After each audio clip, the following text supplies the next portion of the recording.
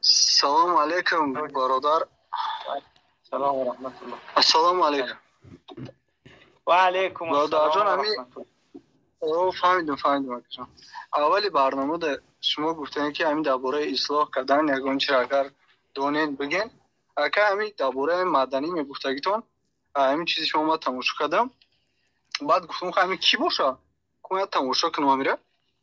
خلاص همین وقت شما چند قپش درباره کی گفتین؟ امام ابو حنیفه گفتین. همون یک ویدیو کرده تماشا کردم. بعد با همراهی کدام یک ابو محمد کردی گفتنی آدم 2 ساعت و 30 مینوت. خلاص همونجا هم مردک هم ابو محمد مدنیه کی اومد شوستی همو کیرا امام ابو حنیفه را همش میفهمونن، همش هم آدم دا میگه چقدر طرفداری میکنه. خلاص من امیر گفتم بگم تو نه اگر بخواین تماشا کنیم. برادر گرامی ما یعنی کی من دامو یه دقیقه ما او را دیدیم و بالا میدونیم. ما گپ در مسئله بحث فقهی نرفته است، گپ در مسئله عقیده رفته است. یعنی او میگه که تو وقتی که او را قبول کردی میگه پدرت کافره باید تو بکشیش. فهمیدی سای؟ این چه فهمیدم اکا شما درباره من مخالف من یگان خیلی شو پرابلم که یگان کسان دارم ایسا که من گاز من گفتم همه آدم همین شما گفته که همین امام ابو حنیفه را هر چی میگه کافر میگه این میگه وای میگه همه مردک همونجا یعنی که مقابل همه آدمایی که همین گپایی میگن گاوز دسته بود با دو ورس بود. من اون خیلی مینه دارم که همین فهم خودت ندیده همون دارم خاطر وقتی که مو سعود جرح تعدیل عقل تعقیده و اون چیزی که مربوط به مسائل عقیده است نمیتونید فهمیده، یعنی که اونا رو تماشا کردن شما امکانی فهمیش از اونها نیست. یعنی ما میدونیم چی میگه ابو حنیفه را، ما میدونیم که یعنی که علمای اهل سنت چگونه یعنی که گپ میزنه و چگونه حکمشون میکنه. همون خاطر یعنی که گپ زدن خودت از نگاه یعنی که شرعی و علمی شرعی نمیتونه دلیل باشه. ما چیزی که میدونیم گفته ایستیمش. اما برادر که من نگفتم که گپی من دلیل من همین چیزی گفتم که من ویدیو اوی دیدم همونجا اوی همین کارو کرد. من گفتم او را همه دیدن یعنی که او گپ نگفته پس تکفیری شون جوانو سوال ما به خدا اکرات چگونه تکفیری میدونم یک چیز دیگه من گفتم پیشه که وقتی یک چیز نمیدونه نگه بهتره.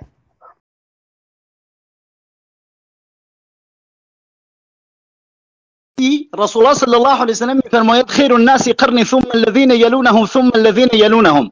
حدیث در کجا گفته صلی الله علیه و سلم که از خیر القرون شما اطاعت کنید؟ یا عربی بلد نیستی یا تحریف میکنی یا هیچی دیگه، با جهل خودت خوش باش. حدیث اینو نمیگه، میگه خیر الناس قرنی، بهترین مردم کسانی هستن که در قرن من زندگی میکنن، ثم الذين يلونهم، و بعد از اون کسانی هستن که بعد از صحابه میان، ثم الذين يلونهم. کجا گفته اتباع کنید از صحابه؟ کجا گفته شما متبع صحابه یا تابعین یا تابع تابعین باشید؟ و اگر شما چنین از حدیث استنباط کنی که پیامبر صلی الله علیه و سلم چنین امری کرده، خب ما میگیم جعد ابن درهم علیه لعنت الله در همین خیر القرون زندگی کرد. ما میگیم جهم ابن صفوان در همین خیر القرون زندگی کرد، ابن کلاب در همین خیر القرون زندگی کرد، ابو الحسن اشعری در همین خیر القرون زندگی کرد، واصل بن عطا در همین خیر القرون زندگی کرد. مذاهبی که تو اونها رو کافر میدونی در حالی که به حدیث خیر القرون استناد میکنی، مگه با دسته کورا طرفی تو؟ مگه با دسته کورا طرفی؟ یعنی تو فکر میکنی همه جاهل نمیفهمن چی داری میگی؟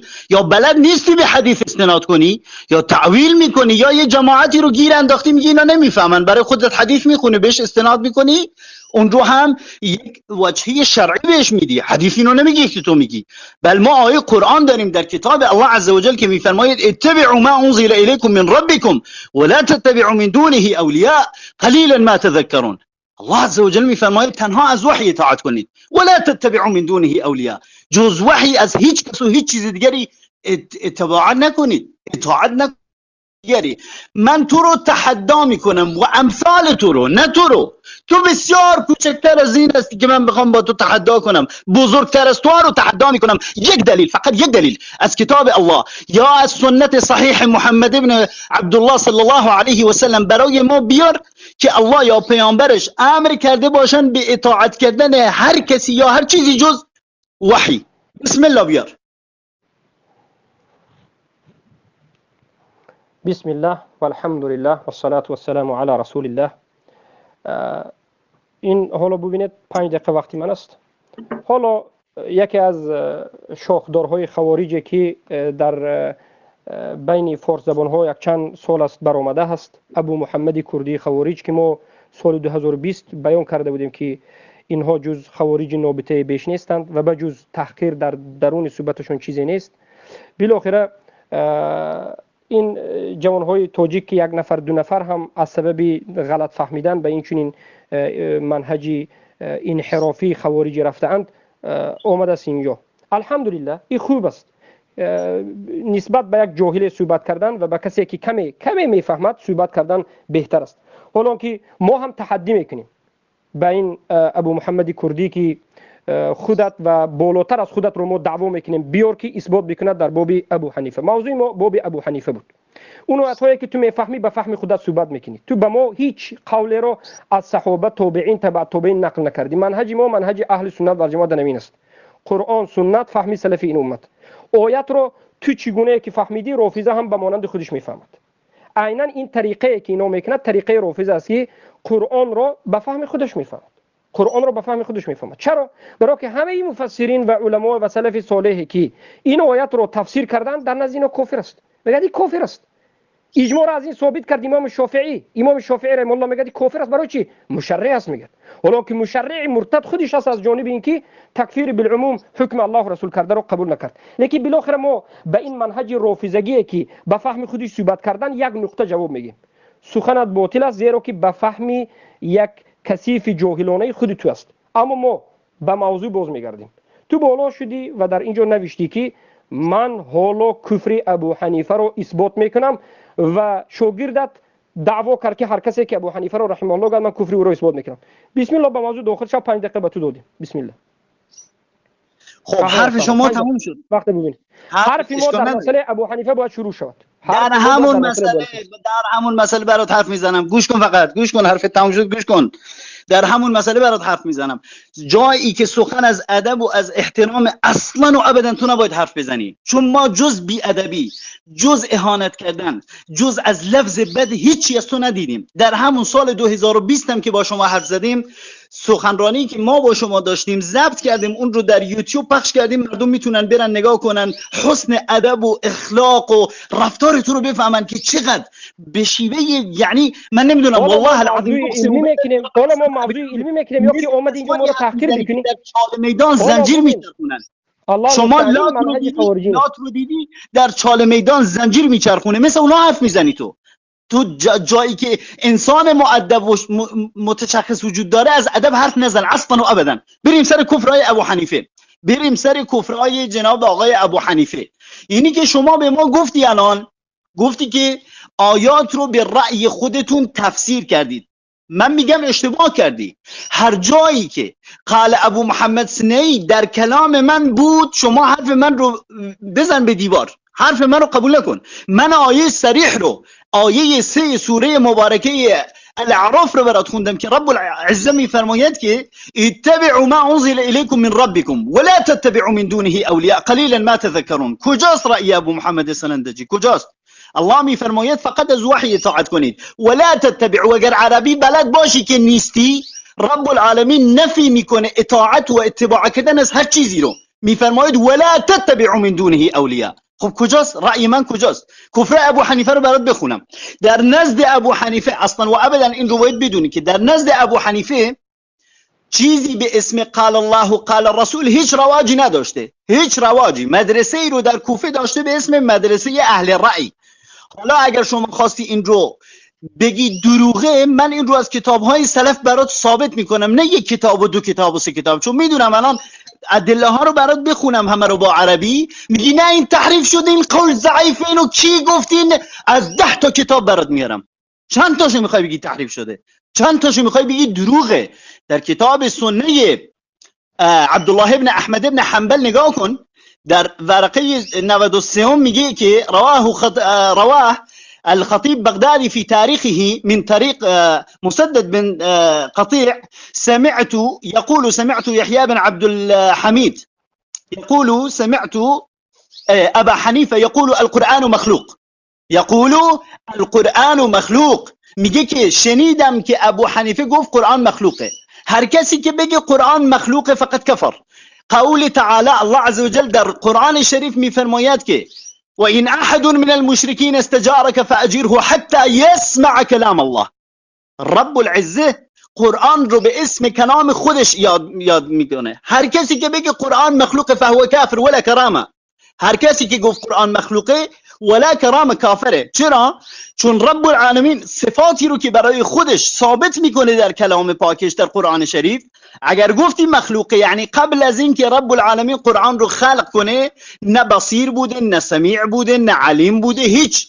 تمام این صفات نفی میشه. چرا؟ چون میگن قرآن مخلوقه، قبل از خلق کردنش رب العالمین این صفات رو نداشته معاذ الله. در باب دیگری در ورقه 103 از کتاب عبدالله ابن احمد ابن حنبل میگه و اخبرت عن اسحاق ابن منصور میگه قال قلت لاحمد ابن حنبل يؤجر الرجل على بغض ابي حنيفه واصحابه قال اي والله. یعنی احمد ابن حنبل خودش و اصحابش کراهیت ابو حنیفه رو داشتن. حالا شما اگر بگی من احمد ابن حنبل رو دوست دارم، خب احمد ابن حنبل راجع به ابو حنیفه چنین گفته در دوباره کتاب السنه عبدالله ابن احمد ابن حنبل در صفحه 105 در روایت 216 میگه حدثنا مهنا بن يحيى الشامي سمعت احمد ابن حنبل يقول ما قول ابي حنيفه عندي والبعر الا سواء. احمد ابن حنبل میگه که قول ابو حنیفه و پشتل حیوان یعنی پیسایی یعنی نجاست حیوان. احمد ابن حنبل میگه قول ابو حنیفه و نجاست حیوان در نزد من یکیه. قول رو دوباره برات میخونم که شاید نفهمیده باشی. میگه یقول ما قول ابي حنیفه عندي والبعر الا سواء. احمد ابن حنبل میگه قول ابو حنیفه و نجاست حیوان نزد من هر دوتاش یکیه. دوباره در کتاب السنه احمد ابن حنبل عبدالله ابن احمد ابن حنبل در صفحه 106 در روایت 217 میگه حدثني محمود ابن غيان ثنا محمد ابن السعيد بن سلمة بن أبيه قال سألت أبا يوسف وهو بجرجان عن أبي حنيفة قال وما تصنع به مات جهميا. ابو حنیفه کسی بود که از جهم ابن صفوان تبعیت میکرد و جهم ابن صفوان کی بود؟ یکی از شاگردان جعد ابن درهم بود علیه لعنت الله، کسی که میگفت الله عزوجل با موسی کریم الله تکلم نکرده. دوباره در کتاب السنه عبدالله ابن احمد ابن حنبل در صفحه 107 در روایت 218 میگه حدثني اسماعيل ابن اسحاق الازدي القاضي حدثني نصر بن علي ثنا الاصمعي عن سعيد بن سليم قال قلت لأبي يوسف أكان أبو حنيفة يقول بقول جهم فقال نعم. میدونی ابو یوسف کیه یا نمیدونی؟ ابو یوسف یکی از متدربین خود ابو حنیفه است که اقرار میکنه که ابو حنیفه جهمی بود، یعنی کسی بود از متبعین جهم ابن صفوان. صبر 5 دقیقه گام بزن تو 5 دقیقه چور گام زدی وقت به پایان رسید. احسن ابو سر میشد 5 دقیقه من میبینم میگم که شیخ تمام شما سر بکنید. بارک الله فیک. بسم الله والحمد لله والصلاة والسلام على رسول الله. اما بعد آقای ابو محمد کردی مثل پیشتره باز تهمت‌های چندی را به بالای طالب علمای اهل سنت که پیش از من هم به دیگرها و به من هم دارد میزند، این همچنین رویش است که در درون سخن تو از عربی بیخبری، تو از آداب صحبت نکن، این اون ما یک جواب میدیم. این همه صحبت‌هایی که میکند این بی منهجی، بگویم ادبی و بی اخلاقی به خاطر شما را از حجت بیرون کردن و به خاطر ما را تحقیر کردن است. والله بی ادبترین انسان ها انا همین ها هستند که در اساس شک، در اساس ظن و در اساس کلام علما متأخرین و کلام قدیم و کلام جدید رو فرق نگذاشتند، توبه کسی رو قبول نکردن که منهج خوارج امین است. کفر کردی توبت قبول نیست. بالاخره به همین طریق جهالت می آیند یک کسی رو تکفیر کرده در اساس جهل و کسای دیگر رو هم در اساس جهل در باب این عذری تکفیر میکنه. حالا گفت آیت رو که بارک الله فیکم من تلاوت کردم، گفتیم به مؤمنین راه مؤمنین و راه رسول الله جدا است یا نیست که عیناً هم توجیه به ما گفته بود. ما گفتیم که نه، هر دوش یک راه هست.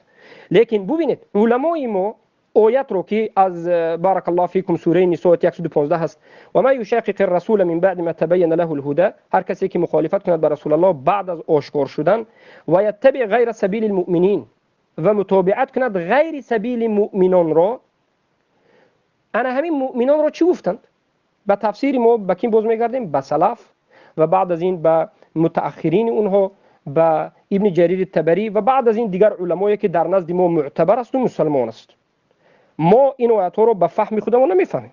چخیلی که میبینه که به فهم خودش نه این خیل بود اون خیل بود میگه. در نزد ما آقا تو یک جاهل هستی، منهج نداری، آیات رو به فکر خودت وقتی که صحبت کردیم و قبول نداری. اینا تو بی ادبی میگویی، به نظر تو بی ادبی است. این منهج اهل سنت است که جاهل را در این که فکر خودش میخواد در بالای آیات بیان کند ما اینو جاهل میگیم. بارک الله فیکم نولیه ما تولی. حالا میبینه و یتبع غیر سبیل المؤمنین، يقول يتبع طريقا غير طريق اهل التصديق. طريق اهل التصديق یعنی پیروی میکند راهی رو که غیر راه اهل تصدیق است. اهل تصدیق است صحابگان است. و یسلک منهجا غیر منهجهم، و راه میرود در همون منهجی که غیر منهجی کی است؟ غیر منهجی صحابگان است. پس هر کسی که غیر منهجی صحابگان، غیر اون چیزی که همه صحابگان در بالش اجماع کردن رود، این یک گمراه است. و هر کسی که انا همین جای آیت رو تکذیب بکند، این به این قسم از قرآن ایمان آورده است. این هم یکی از مناطهای کفر است که آیت رو انکار میکند و حتی آیت رو کسی که به همین معنا اثبات میکند تکفیر میکند. به مانند امام الشافعی رحمه الله که امام شافعی در اساس این آیت خیلی که ابن کثیر در تفسیرشون ذکر میکنند، خود امام الشافعی در کتابهای خودشون در همین اساس میگن که اجماع صحابه این چیست؟ این حجت است. بارك الله فيكم. و در دوامش ابن جریر طبری میگن و ذلك هو الكفر بالله لأن الكفر بالله ورسوله غير سبيل المؤمنين و غیر مناهجهم. یعنی اگر کسی که کفر و شرک بکند با الله سبحانه و تعالی من غیر سبیلی که است، غیر راه مؤمنان است. کدام مؤمنان؟ غیر راه صحابه است. پس الله سبحانه و تعالی چرا از صحابگان راضی شد؟ از ابو بکر و عمر و عثمان و علی رضی الله عنهم و از دیگر صحابگان، برای اینکه اونها فهمشون در اساس قرآن و سنت درست بود. قرآن و سنت رو به مراد الله درست فهمیدن و به قرآن و سنت عملی درست کردن و الله اونها رو تزکیه داد و به اونها حکم قسمی اونها چی گفت؟ جنتی ان گفت. و بالعموم رضی الله عنهم رو که ذکر کرد، جماعت هایی که به مختلف اینها، و بالاخره این دلالت میکند که پیروی از اونها بکنیم. و اما بیاید به موضوع داخل میشیم که این ناانصافا این سخنها رو قبول ندارن. هر سخنی که آقای ابو محمد الکردی بالاسف الشدید، یعنی کسی که از منهج علمی بوی ندارد سخن میکند، از سند مشکلی دارد. یک مشکلی. اگر مشکلی دوم رو بگویم، بله روایت های هست که سندش صحیح هست، ما قبول داریم.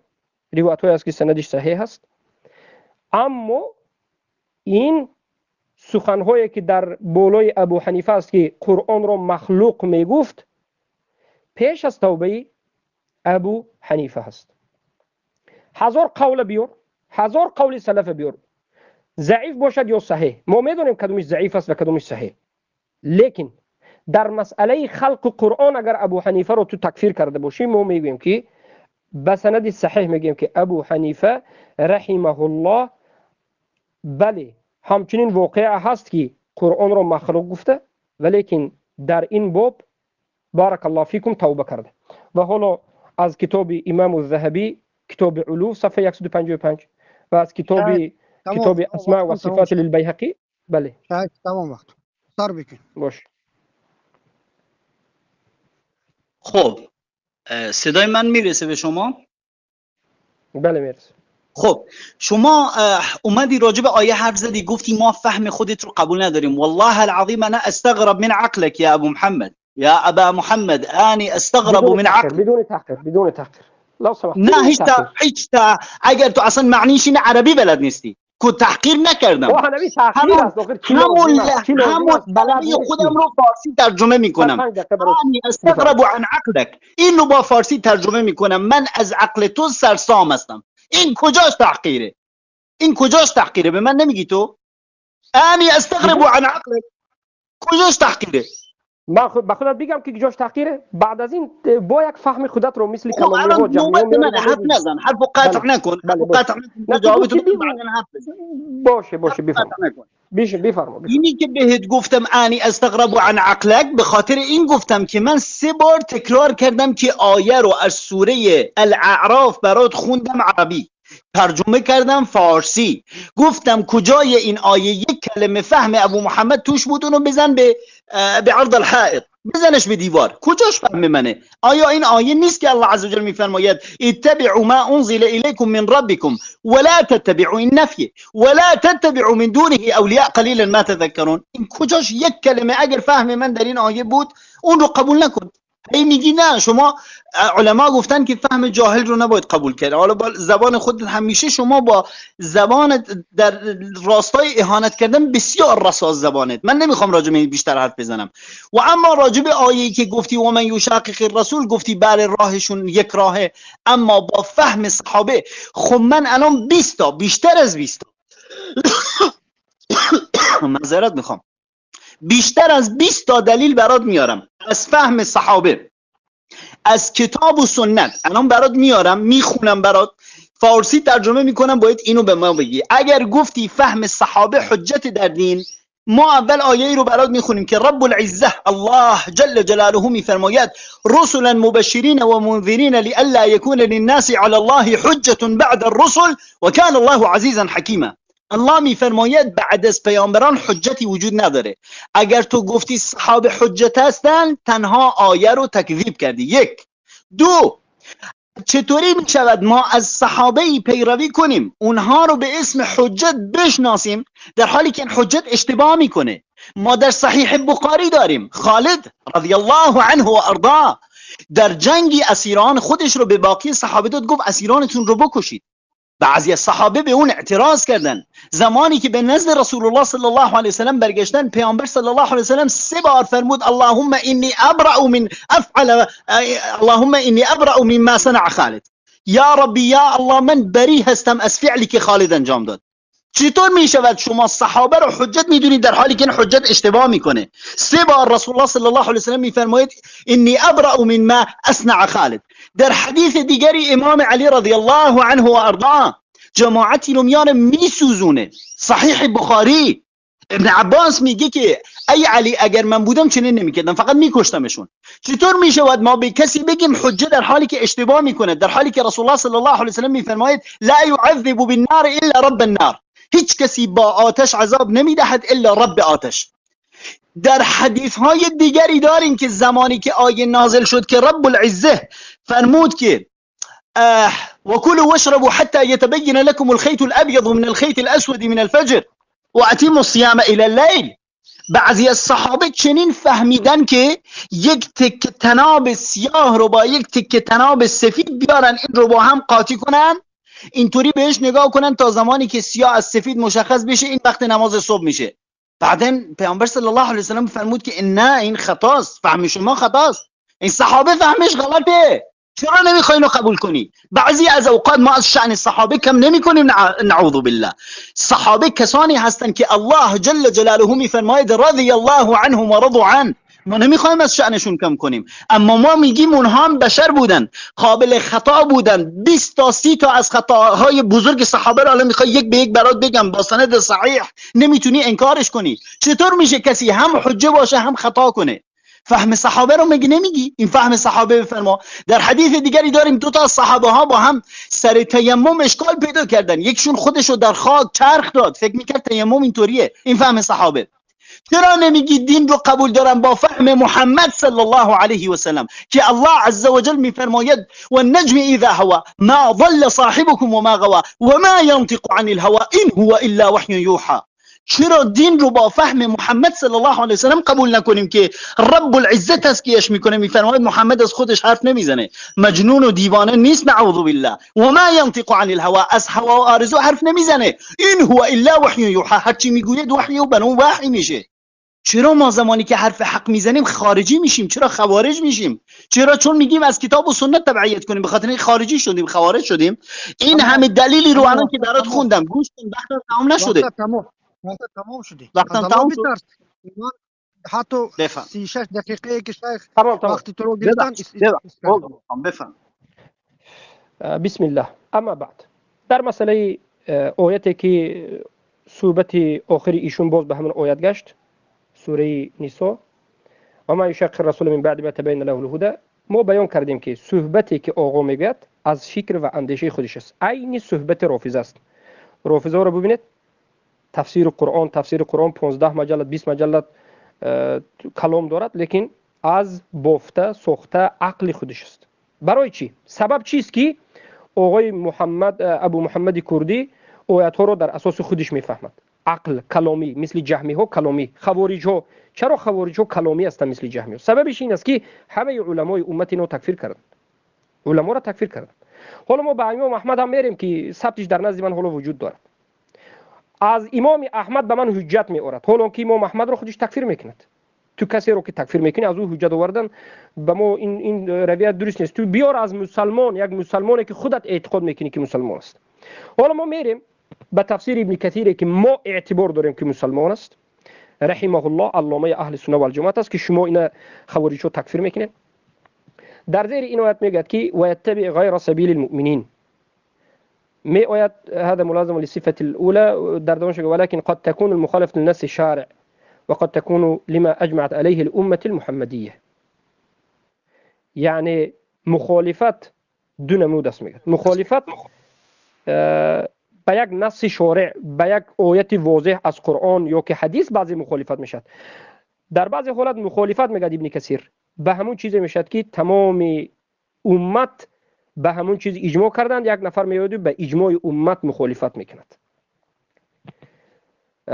فيما علم اتفاقهم عليه تحقيقا فإنه قد ضمنت لهم العصمة في اجتماعهم من الخطأ. که به نمیج است. نقطه اساسی که ابو محمد الکردی دارد در گردش دور میزند و سخن حق قبول نمیکند و خودش به جهالت میاندازد یا که یتغبه، خودش نافهمید میگیرد، لیکن فهمیده است که مشکلش در کجا هست. انمیج است که میگوید که صحابگان فهمشان و سخنشان به دو قسم تقسیم میشد. صحابگانی که انفرادی صحبت کردند یا صحابگانی که در بعضی مسئله ها به هم دیگر اختلاف کردند، این مسئله دیگر مسئله است. اما یک مسئله که همه صحابگان اجماع کرده باشند، یک سخن را گفته باشند، انا همینجا میگه الله سبحانه و تعالی در زیر این آیت حکم کرده است که اجماع، اتفاق همه صحابه یک مسئله را یک سخن گفتنشان این از خطا بیرون است. میگه زیرا که انا من اجماع صحابه خود به خود نه، در اساس قرآن و سنت به وجود می آید. در بالای فهم یک آیت، در بالای فهم یک سنت، صحابه وقتی که اجماع کردن، فهم صحابه رضی الله عنهم که از پیامبر گرفتند. البته ما نگفتیم که همه سخن صحابه که به اجماع باشد، لیکن افسوس که اینها که علم ندارند، با زبان تیز که دارند، با یک بار به تحقیر میگذارند، عربی را نمیدونی میگن.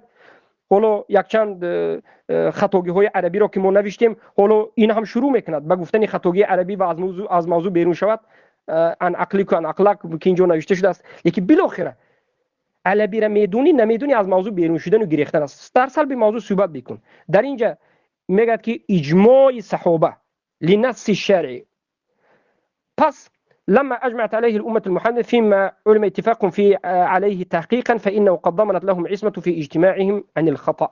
یعنی وقتی که اجتماع کردن همه صحابه، این از خطا دور است، زیرا که ناممکن است که همه صحابه در یک بالای خطا شوند، اجماع کنند. تشریفا لهم و تعظیما لنبیهم، الله این را همچون یک شرف برای صحابگان و بزرگداشت اونها برای بزرگداشت پیامبر صلی الله علیه و آله صحابگانشان اجماعشان را یک چیز قرار داد صلی الله علیه و سلم. در این باره میگن حدیث های زیاد وارد شده است. فهمی صحابه وقتی که همشون یک چیز میشن این قبول باید کرده شود. و در دوامش میگن که و من العلماء من ادعى تواتر معناه والذي اول عليه الشافعي رحمه الله في الاحتجاج على كون الاجتماع حجه تحرم مخالفته. اجتماع صحابه حجت است. میگن امام شافعی رحمه الله که ما رحمه الله میگیم آقای کردی امام شافعی رو تکفیر میکند و میگه که امام شافعی مشرع هست، کافر است. امام احمد رو هم تکفیر میکند. پس کی رو قبول کند؟ کی رو قبول کند؟ حالا که سخن امام احمد رو آورده است در حالتی که امام احمد در نظرش کافر است. از کافر روایت آوردن چی است توش؟ پس بارک الله فیکم. امام شافعی رحمه الله میگه که به اجماع صحابه مخالفت کردن حرام است در اساس همین آیت. بارک الله فیکم. پس این بیان گشت که سخن حق سخن اهل سنت و الجماعه هست که از سلف صالح پیروی میکنند و از علما و مفسرینی که همه امت اینها را قبول کرده و در اساس قرآن و سنت صحبت میکنن همین خلاص ما بیان کردیم. این آیت دلالت میکنه سخن امام شافعی است. تمام است. وقت تمام شد. سر بکشه که خب راجع به حرفایی که زدی قبل از هر چیزی شما این رو هی تکرار میکنی و من میدونم سببش چیه، دلیلش چیه که شما همش تکرار میکنی جماعت این آدم شافعی رو تکفیر میکنه، این فلان رو تکفیر میکنه. یعنی شما در جواب همه این حرفا دلیل هایی که من میارم همش اینو داری تکرار میکنی. تا حالا نه آیه ازت شنیدیم نه حدیثی. و این رو هم بهت بگم احمد ابن حنبل میگه من دعا اجماعا فقط کذب. احمد ابن حنبل میگه هر کسی ادعای اجماع کنه فقط دروغ گفته.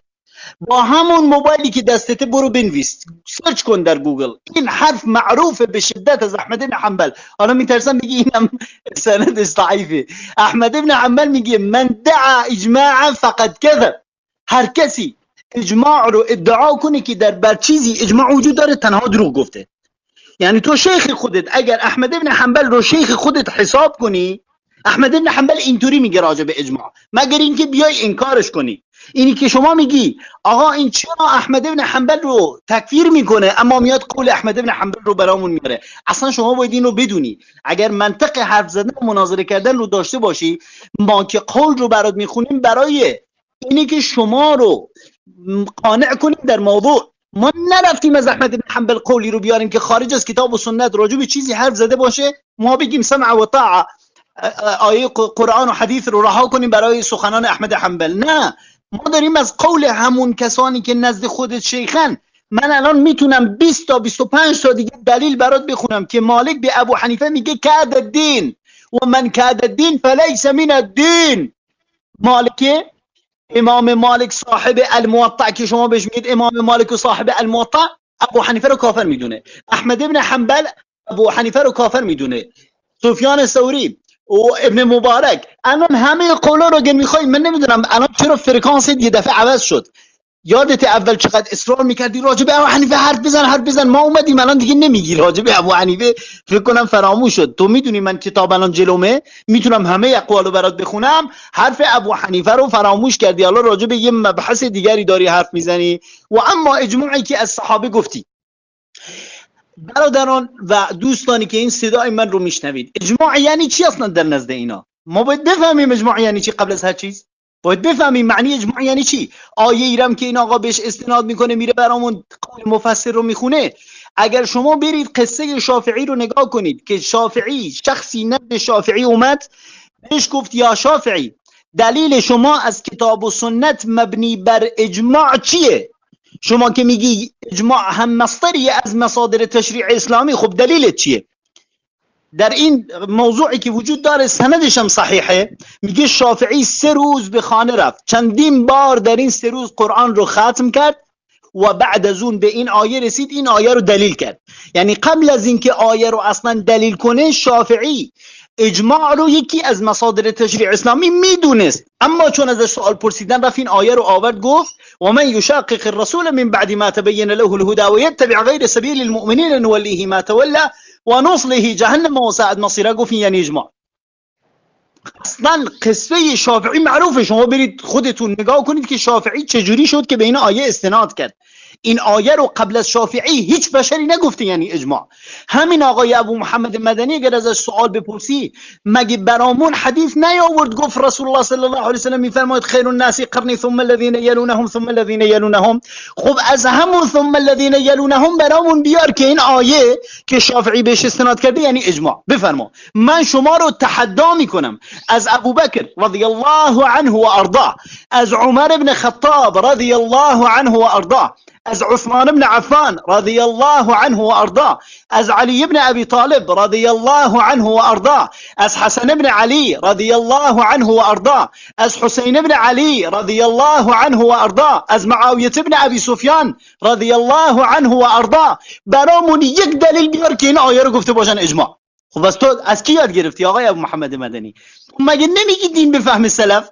بفرما یک سلف از صحابه برای ما بیار که بگی این آیه یعنی اجماع. این آیه رو اصلا تا سال 200 هجری هیچ کسی بهش نگفته یعنی اجماع.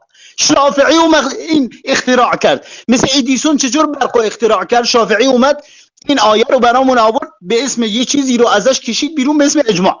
کی قبل از شافعی گفته این آیه یعنی اجماع؟ بفرما برامون بیار. من شما رو تحدا میکنم از عصر صحابه، از عصر قبل از شافعی برای ما بیار که یک بشر جز شافعی به این آیه گفته باشه اجماع. اگر تونستی بیاری ما میگیم تو حتما در علم شرعی یک چیزی بلدی، یک چیزی سررشته‌ای داری. و اما من به حرفم برگردم. وقتت تمام شد. الله المستعان. از دقیقه 13 تا 19 وقتش خیلی نظر کرده شده. الله المستعان. بالاخره در مسئله سخن امام احمد ابن حنبل که میگه من ادعا الاجماع فقط کذب، هر کسی که دعوای اجماع کنه دروغ میگه. علمای خود شاگردان احمد ابن حنبل و علمای احمد ابن حنبل جواب گفتن یکم مشکلی ندارد. ادعای اجماع همه امتی که خواه مجتهد و غیر مجتهد باشد، اما سخنی که اجماعی که ما علمان صحبت میکنیم علما اجماع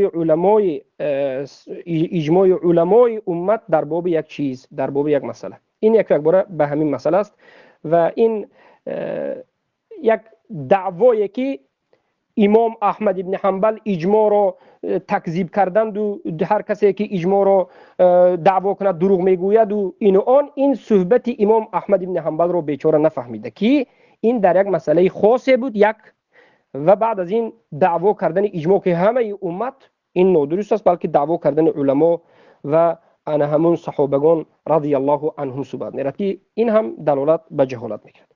اما در مسئله امام ابو حنیفه رحمه الله ما به هیچ جای نرفتیم، موضوع باقی است، اصلی موضوع همین است. لیکن ما چرا این آیات ها رو جواب میگیم؟ زیرا که در این آیات ها شبهات رو که میکرد ما شبهات رو یک بار جواب داده میرویم. این منهج همه اهل بدعت است که در درون صحبت از موضوع بیرون با صحبت میکند، شبهات خارجی رو میچوشد که ما این شبهات رو یک بار محکم میکنیم و بعد از این به موضوع باز جواب میگیم. اما به موضوع میرویم، میگویم امام ابو حنیفه رحمه الله در اول امر بله قرآن را مخلوق گفت و بعد از این که علما به بالایش سخنهای شدید گفتند به توبه دعوت کرده شد و این قصه معروف است و معلوم است و سندش هم صحیح است، ابو حنیفه بگویم از این عقیدهشون بازگشتند. سندی صحیح معروف است. توبه رو خوارجو قبول ندارند. قال البيهقي وانبأني ابو عبد الله الحافظ إجازة أنا أبو سعيد أحمد بن إجازة حدثنا أبو سعيد أحمد بن يعقوب الثقفي حدثنا عبد الله بن أحمد بن عبد الرحمن بن عبد الله الدشتي قال سمعت أبي يقول سمعت أبا يوسف القاضي يقول كلمت أبا حنيفة رحمه الله تعالى سنة جرداء في أن القرآن مخلوق أم لا، فاتفق رأيه ورأيي على أن من قال القرآن مخلوق فهو كافر. قال البيهقي رواة هذا كلهم ثقات. روایتی که حالا گفتیم همه ثقات است. در کتاب الاسماء و صفات للبیهقی جلد 1 صفحه 611 میگوید که بسندش میگوید که ابو یوسف القاضی شاگرد ابو حنیفه 1 سال خالص در روایت 6 ماه ابو حنیفه را مناظره میکرد، از او سوال میکرد که قرآن مخلوق است یا غیر مخلوق. بالاخره مناظره در بینشان زیاد شد. ابو حنیفه در آخر گفتند که قرآن کلام الله است، غیر مخلوق است و هر کسی که قرآن را مخلوق گوید پس او چی است؟ کافر است.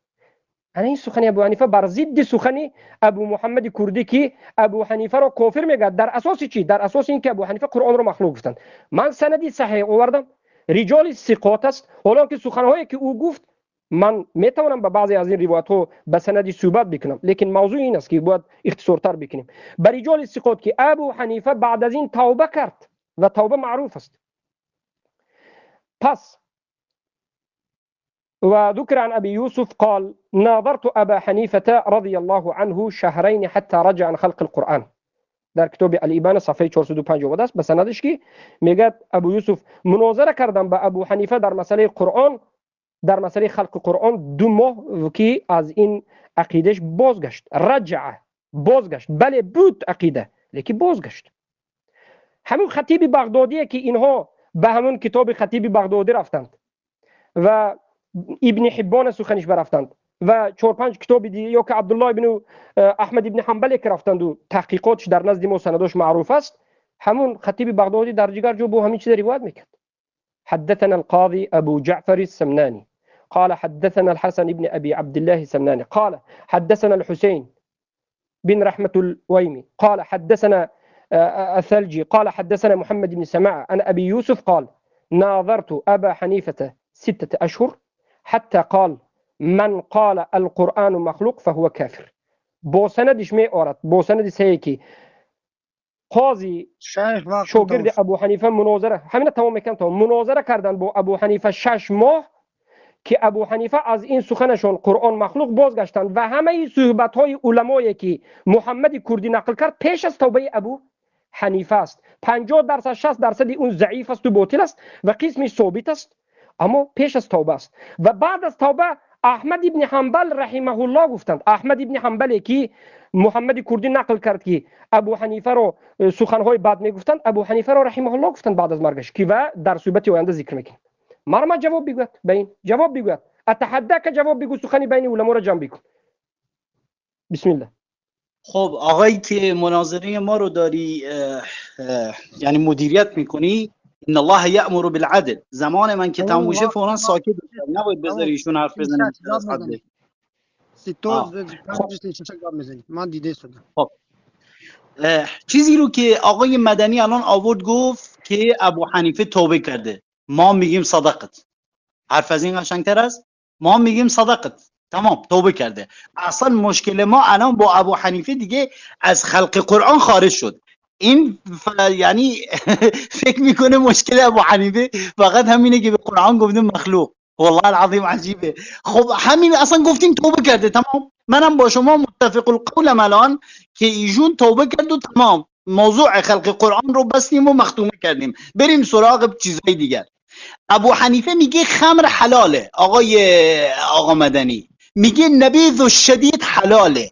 اگر گفتی کجا، همین الان برات میخونم، به من نگی کجا، چون من اینو با درس ویدیو ضبط کردم پخش کردم، به من نگی کجا اومده کجا رفته، سندن برات میخونم. به نبیذ الشدید میگه حلال، به خمر میگه حلال، به نمازی که در اون سوره فاتحه خونده نشه اصلا میگه فاتحه واجب نیست، در حالی که رسول الله صلی الله علیه و سلم میفرماید لا صلاة لمن لم یقرأ به فاتحه الكتاب، نمازی که در آن سوره فاتحه نباشد اصلا درست نیست. در مذهب ابو حنیفه میتونی با خمر وضو بگیری، در مذهب ابو حنیفه میتونی بر پوست سگ و پوست خنزیر نماز بخونی. در مذهب ابو حنیفه اگر در هنگام نماز از کسی بادی خارج شد از سبیلین، وضو با این باطل نمیشه، میگه میتونی نماز رو ادامه بدی. در مذهب ابو حنیفه ببخشید، در مذهب ابو حنیفه شما میتونی اصلا نماز رو عجمی بخونی بدون عربی، میتونی نماز رو عجمی بخونی بدون اینکه اصلا تکبیرة الاحرام بکنی، بدون اینکه رفع الیدین بکنی، بدون اینکه سوره فاتحه رو بخونی. اصلا مذهبی که ابو حنیفه داره، مگه تو فکر میکنی مشکلش همینه که گفته قرآن مخلوقه؟ سوای اینکه این آدم راجبش اهل علم ببین دوباره چی ها گفتن، هی برات بخونم انشاءالله تا زمانی که من وقتم تموم میشه. میگه کان الاوزاعی و سفیان یقولان ما ولد فی الاسلام على هذه الامه اشم من ابی حنیفه.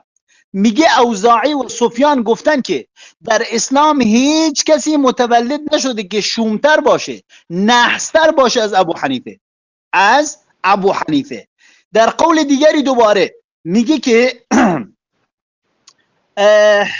بله در قول دیگری اینجا میگه که شریک رو شما میشناسی، بهش میگن قاضی شریک، قاضی شریک هم بهش میگن، در عصر خودش قاضی بوده. میگه قال سمعت ابن عوین يقول ما ولد في الإسلام مولودا أشأم على أهل الإسلام من أبي حنيفة. من ندیدم در اسلام که کسی شومتر، سیاهتر، بدتر باشه از ابو حنیفه که به این اسلام وارد شد و مردم رو از راه اصلی بدر کرد. این هم که شما میگی توبه کرده، ببین اینجا قول رو دوباره میاره، میگه استتیب ابو حنیفه مرتين من الكفر، 2 بار توبه کرده. اصلا 2 بار توبهش مشهوده، یعنی یه بار همونی که شما گفتی توبه کرده ما گفتیم قبوله، دوباره کافر شده، کفر بواح که در عصر خودش اون رو تکفیر کردن، دوباره داخل اسلام شده. در روایت دیگری میگه قال سفیان الثوری ما ولد مولود بالكوفه او في هذه الامه اضر عليهم من ابي حنیفه. سفیان الثوری میگه هیچ کسی در کوفه و بر این امت متولد نشد که ضررش بیشتر از ابو حنیفه باشه. سبحان الله العظیم. ببینید اینها همه اقوال اهل علم در عصر خودش. ببینید که مالک ابن انس در ذکرش چی میگه؟ حدثني منصور ابن مزاحم سمعت مالك ابن انس ذكر ابا حنيفه فذكره بكلام سوء وقال كاد الدين وقال من كاد الدين فليس من الدين. مالک ابن انس بهش گفت که، یعنی مالک ابن انس راجب ابو حنیفه به سوء حرف میزد، یعنی به شیوه بدی راجبش حرف میزد و گفت که ابو حنیفه کاد الدین و گفت و من کاد الدین فلیس من الدین. این تکفیر صریح از مالک ابن انس به نسبت جناب آقای ابو حنیفه. در روایت های دیگری هم که دوباره اومده میگه راجب ابو حنیفه ما کاد ابو حنیفه الا الدین. در روایت دیگری میگه قال مالک ابن انس ایذکر ابو حنیفه ببلدکم، آیا ابو حنیفه در سرزمین شما، در بلد شما وجود داره؟ قلت نعم، گفتم بهش بله. قال ما ينبغي لبلدكم ان يسكن، گفت که در اون شهر و منطقه شما اصلا یعنی ماندن و اقامت کردن دیگه به درد نمیخوره اگر ابو حنیفه در اونجا باشه. شما چرا این اقوال ها رو نمیخونی؟ پس دوباره در قول دیگری میگه عن مالک ابن انس قال ما ولد في الاسلام مولود اضر على اهل الاسلام من ابي حنیفه وكان يعيب الرأي. میگه هیچ کسی ضررمندتر از ابو حنیفه در این اسلام به دنیا نیومد که با رأی خودش کار میکرد، یعنی حدیث رو براش میخوندن با رأی خودش کار میکرد، حدیث پیامبر صلی الله علیه وسلم رو قبول نمیکرد. یا شما اینها رو نمیدونی یا میدونی کتمش میکنی، به چند تاش میگی ضعیفه، به چند تاش میگی سندش ضعیفه. اگر گفتی سندش ضعیفه ما از شما باید بیای در علم جرح و تعدیل به نام سند رو بازگو کنی. مگه فقط در کتاب سنه عبدالله ابن احمد ابن حنبل اومده؟ پس کتاب کرمانی رو میخوای چیکار کنی؟ پس کتاب خطیب بغدادی رو میخوای چیکار کنی؟ همه اینا تحریف شده، همش دروغه، چون باب میل شما نیست، همش تحریف شده. در اقوال های دیگری اومده که میگه سنه ابو سلمة التبوذکی حدثنی من سمع حمام. همین یک کلمه رو بگم مساکت بشم ها یا نگم؟ بفرمایید. میگه ابو سلمة التبوذکی حدثني من سمع همام قال سئل ابو حنیفه عن خنزیر البری قال لا بأس بأكله. یعنی میگه خنزیر بری یعنی خوک وحشی، ابو حنیفه میگه حلاله. بفرمایید. بسم الله. اما بعد در مسئله الحمدلله که اینجا همه شما دیدید که تا امروز بسیاری کسانی که ابو حنیفه رو تکفیر میکردن در اساس چی تکفیر میکردن؟ میگفتن که ابو حنیفه قرآن رو مخلوق گفت، کلام الله رو مخلوق گفت، کافر شد. ما به سند، به ثقات، به کتاب و به صحبه ثابت کردیم. از همین روز بعد هر کسی که همین حجت رو میگیرد باید دروغگوییش هم در بین خوارج و هم در بین اهل سنت و در همه جا معروف باشد که خودی ابو محمد الکردی در اینجا تصدیق کرد که تمام این مسئله را به پایان رسوندیم.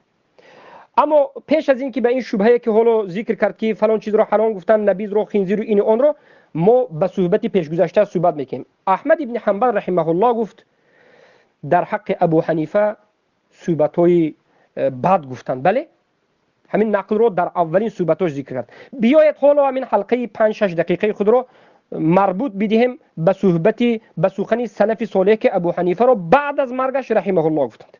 و این صحبت هایی که آقای ابو محمد الکردی میگه سندن ضعیف باطل یک، و قسم از اون پیش از توبه ابو حنیفه بود، پیش از توبه ابو حنیفه بود و به این اثبات میکنیم. حالا میریم ما چرا سخنهای علما رو نمیگوییم؟ میگه ببینید در نزد ما همه سخنهای علما هست، به اون سخنها میریم، لیکن آینده اوست. اولا بارک الله فیکم سخن امام یکی از امامهای اهل سنت و الجماعت رو در این باب نقل میکنیم که درباره ابو حنیفه رحمه الله گفت به مانند کی است؟ ابو داود سیجستانی است، صاحب کتاب سنن ابو داود رحمه الله، شاگرد امام احمد بن حنبل.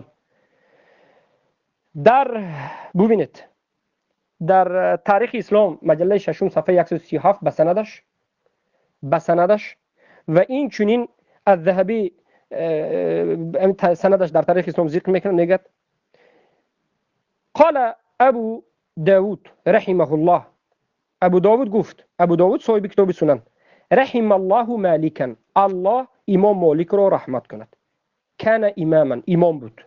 رحم الله شافعی، کان اماما، الله رحمت کند شافعی رو، محمد بن ادریس شافعی رو، امام بود. رحم الله ابا حنیفه، کان اماما، الله رحمت کند امام ابو حنیفه رو که امام بود. امام، ما اینجا فقط امام بوده نگفته استیم، رحم الله، ما حالا کلمه رحم الله گفته استیم. این رحمه الله به چی دلالت میکرد؟ بعد از مرگ ابو حنیفه، بعد از مرگ ابو حنیفه ابو داود سیجستانی صاحب حدیث، اهل حدیث، صاحب سند رحمه الله گفته است. از سفیان ابن عیینه، سفیان ثوری بعد از این باز میاریم که حالا این بعضی سخنهای اینا رو نقل کرد، لیکن بعد به احمد ابن حنبل میریم. معروف است که کسایی که طعنه به ابو حنیفه میزنند، احمد ابن حنبل گفت که این در نزد من هیچ چیزی نیست، این است و اون است. بیارید ما به شما مسئله احمد ابن حنبل رو نقل کنیم. امام احمد ابن حنبل به سندش ذکر میکنند. ابن المعاد در کتاب شذرات الذهب مجله 1 صفحه 228، امام الذهبی در تاریخ اسلام مجله 6 صفحه 141 و این چنین خطیب البغدادی و غیر و غیره. ما این کتاب کرمانی، خطیب البغدادی، ابن حبان و غیره همه این منقدان میدونیم، به سندش میدونیم. بله، میگوید احمد ابن حنبل که ببینید احمد ابن حنبل چگونه بود. میگن که کان الامام احمد بن حنبل اذا ذكر الامام ابا حنیفه ترحم علیه. وقتی که احمد ابن حنبل به در نزدشون ابو حنیفه رحمه الله گفته میشد، احمد ابن حنبل میگفتند که رحمه الله. و کان فی المحنه فذكر له ان ابا حنیفه ضرب على تولي القضاء فبكى وقال رحمه الله. احمد ابن حنبل در حالت محنت بود، یعنی امتحان و ابتلایی که در مسئله خلق قرآن به سرشون آمده بود. در همین وقتی شدت سختی به احمد ابن حنبل گفته شد که امام ابو حنیفه رو زدند و لطکوب کردند به خاطر اینکه منصب قضا رو بگیرد. ابو حنیفه نگرفت و وفات کرد، نگرفت، قبول نکرد. در همین حالت چی گفتن؟ احمد ابن گریه کردند و گفتند که رحمه الله، الله رحمت کند. کی را؟ ابو حنیفه رو. این سخنی کی است؟ سخنی انا همین احمد ابن حنبل که محمد کردی نقل کرد. محمد کردی سخنی رو نقل کرد که علما دربارش دو قول میگن، سندن ضعیف است و بعد از این میگن که این روایت پیش از توبه بود، پیش از توبه بود. بعد از این میگویم که در کتاب عبدالله در سنه، فرزند کی است؟ احمد ابن حنبل، صفحه 192 میگه که سمعت ابی رحمه الله یقول، یعنی اساسی روایتی که اینها طعنه میزنن که احمد ابن حنبل به همین ابو حنیفه رو چی کرد؟ انکار کرد. احمد ابن حنبل فرزندش میگه که من از پدرم احمد ابن حنبل شنیدم که احمد ابن حنبل گفتند که ابو حنیفه استتیب حنیفه، ابو حنیفه استتیب، ابو حنیفه 2 مرتبه توبه کننده شد.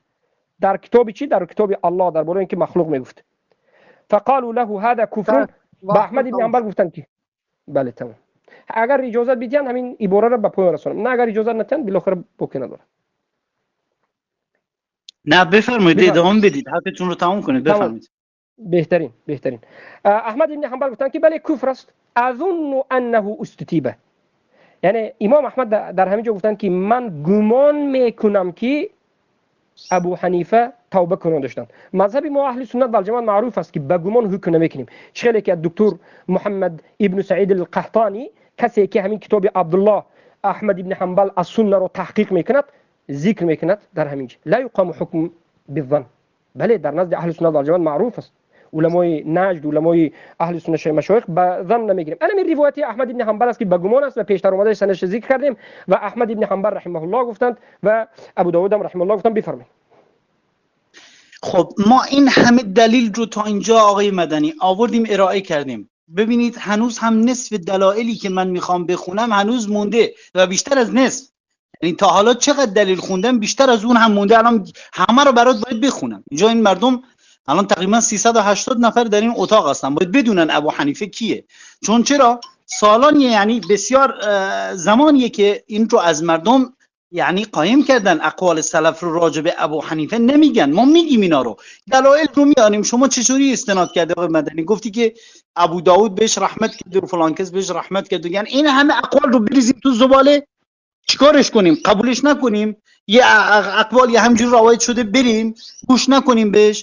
دوباره ببین حدیث رو میگی که حدثني ابراهيم ثنا ابو سلمة عن ابي عوانة قال سئل ابو حنيفة عن الاشربة فما سئل عن شيء الا قال لا بأس به وسئل عن المسكر فقال حلال. میگه راجع به هر چیزی از مسکرات ما از ابو حنیفه سوال پرسیدیم گفت لا بأس به، و سؤال ازش پرسیدیم فما سئل عن شيء الا قال لا بأس وسئل عن المسكر يعني خمر فقال حلال. آقا خمر ما آیه صریح راجبش داریم، یا ایها الذین آمنوا انما الخمر والميسر والانصاب والازلام رجس من عمل الشیطان فاجتنبوه لعلكم تفلحون. یعنی یکی میاد به خمر میگه حلال، یکی میاد به نبیذ شدید. شاید شما بدونید، مردم ندونه نبیذ شدید چیه. نبیذ شدید رو به انگوری میگن یا به خرمایی میگن که میارن اون رو مثل شراب میذارن، انقدر اون رو میذارن که دیگه شدید میشه، یعنی تخمیر میشه، در اون زمان میخورنش که اون هم انسان رو سرخوش میکنه. نوعی از انواع خمره که در زبان عربی بهش میگن نبیذ الشدید، اون رو هم حلال دونسته. در قول دیگری دوباره نگاه کنید، میگه حدثني منصور ابن ابي مزاحم قال سمعت شريكا يقول لأن يكون في كل ربع من أرباع الكوفة خمار يبيع الخمر خير من أن يكون فيه من يقول بقول أبي حنيفة. ببینید شریکا چی میگه راجبه؟ شریکا میگه اگر در هر کوچه ای و یا هر محله ای در کوفه اگر انسانی اونجا بود که خمر میفروخت، یعنی مشروب میفروخت، خیلی بهتر بود از اقوال ابو حنیفه در بین مردم. ببینید در عصر خودش راجع به این آدم چجوری حرف زدن. حالا شما هم بیان بگید توبه کرده راجع به خلق قرآن، مگه مسئلهش همونه؟ ما هنوزم نگفتیم که این آدم راجع به اون توبه کرده. شما چون بحث رو راجبش پیش کشیدیم ما گفتیم آقا فقط نه توبه کرده، مگه مشکلش فقط همینه؟ گوش کن بقیه رو بشنو.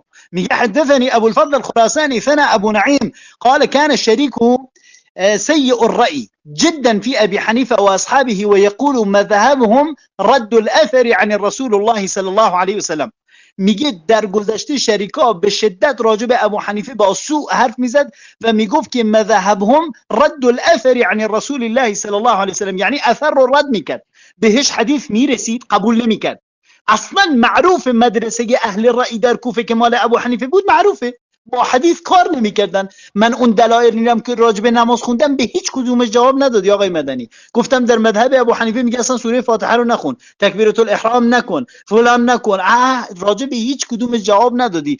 من بهتم حق میدم چون جوابی نداری، میخوای چی بگی؟ جواب نداری. خب قولهای دیگر رو برات بخونم، گوش کن ببین چی میگه. کان ابو حنیفه یقول، اینو دقت کن دیگه، به خلق قرآن من میگم اونو اصلا فراموش کن. یعنی مشکلات ابو حنیفه انقدر نیست زیاده که اصلا خلق قرآن توش گم میشه. میگه قال كان ابو حنیفه یقول ایمان ابلیس و ایمان ابی بکر الصدیق رضی الله عنه نفس الشيء. یعنی میگه نفس الشيء، قال ابو بکر یا رب و قال ابلیس یا رب. ابو حنیفه ببین رئیس مرجئه ها این فکرش از جعد ابن درهم و جهم ابن صفوان این چنین یاد گرفته، میگه ایمان ابوبکر صدیق رضی الله عنه و ارضاه و ایمان ابلیس لعین علیه لعنت الله مثل همدیگر هستند. این از افکار مرجئه ها همینه که میگن دین یا میگن اسلام قول و عمل و فعل نیست. تو همین بگو لا اله الا الله تمام رستگار میشی. نماز نخون مسلمانی، زکات نده مسلمانی، قتل کن مسلمانی، هر غلطی دلت میخواد بکن مسلمانی. چرا؟ چون گفتی لا اله الا الله. این قول ابو حنیفه رو با سند اینجا ذکر کرده میگه و حدثني ابراهیم بن سعید ثنا ابو توبه عن ابي اسحاق الفزاري قال كان ابو حنيفه يقول ايمان ابليس وايمان ابي بكر الصديق رضي الله عنه واحد قال ابو بكر يا رب وقال ابلیس یا رب. این از اصول مرجئه هاست که میگن هر کسی بگه لا اله الا الله ایمانش با ایمان ابوبکر صدیق نفسشه. نعوذ بالله. این رو میخوای چیکار کنی؟ از اینم توبه کرد آقای مدنی. قولهای دیگر رو گوش کن، معنیش اینه که نشنیدی که چی میگه آقای ابو حنیفه. میگه حدثنی خب این راجب ابن مبارک انه سأل رجل، بله ببین ماشاءالله اینقدر اقوال زیاده که میگه قال ابو حنیفه بخلاف هذا.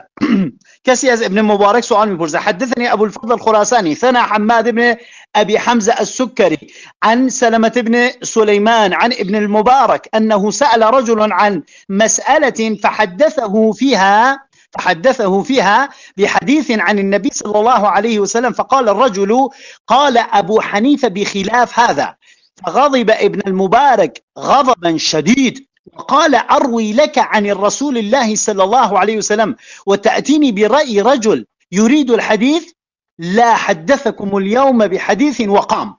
میگه ابن مبارک یه شخصی نزدش اومد سوالی از ابن مبارک پرسید، ابن مبارک هم جوابش رو داد. اون شخص هم به ابن مبارک گفت من همین سوال از ابو حنیفه پرسیدم یه جور دیگری به من جواب داد. میگه ابن مبارک عصبی شد، یعنی به شدت عصبی شد. فغضب ابن المبارک غضبا شدیدا، به شدت عصبی شد و قال اروی لك عن رسول الله. گفت که من از پیامبر برای تو نقل قول میکنم، تو از یه آدمی برای من حدیث میاری که حدیث پیامبر صلی الله علیه و سلم رو رد میکنه. به خاطر همین از مجلس بلند شد و اون روز برای هیچ کس حدیث نگفت. وقتم تموم شد؟ تمام شد. همون شیخ گاوزن تو هم قدر گاوزن باشه. ببینید آقای ابو محمد کردی به من سوال میکرد که این سخن‌هایی که من میگم پس این چیه؟ تو دیگر صحبت میکنی من دیگر صحبت میکنم. بله همین سبب شد که ما با خودت مخالفت داریم. ما چی میگیم؟ ببینید حل مسئله رو ما چگونه میبینیم. صحبت‌هایی که در طعنه ابو حنیفه آمده است تو سندش صحیح است. حالا که میگه که سبحان الله سندی که اینجا گفت یک چندش باطل است ما اینا حالی میبینیم، حالی در آینده است. ما در فضیلت ابو حنیفه هم میبینیم، حالی آینده میبینیم. ما حالا در مسئله کفر دو صحبت داریم. بالاخره ابو محمد کردی از موضوع بیرون شد. صحبت‌هایی که میکند همیش در باب کفر نیست. من نمینشینم این بد است، این است، این اون است. این مسائل در باب بدعت هم گفته میشود که ابو حنیفه در باب بدعت داشتن. برای همین سخن‌های سلف در سختگیری بدعت معروف است. همه این سخن‌هایی که میگوید این تکفیر نیست. ابو محمد کردی سخن‌هایی که تو نقل میکنی این در تکفیر ابو حنیفه نیست، این در تبدیع ابو حنیفه است. در تبدیع سلف صالح این چنین شدید بودن، قبول است، بله شدید بودن.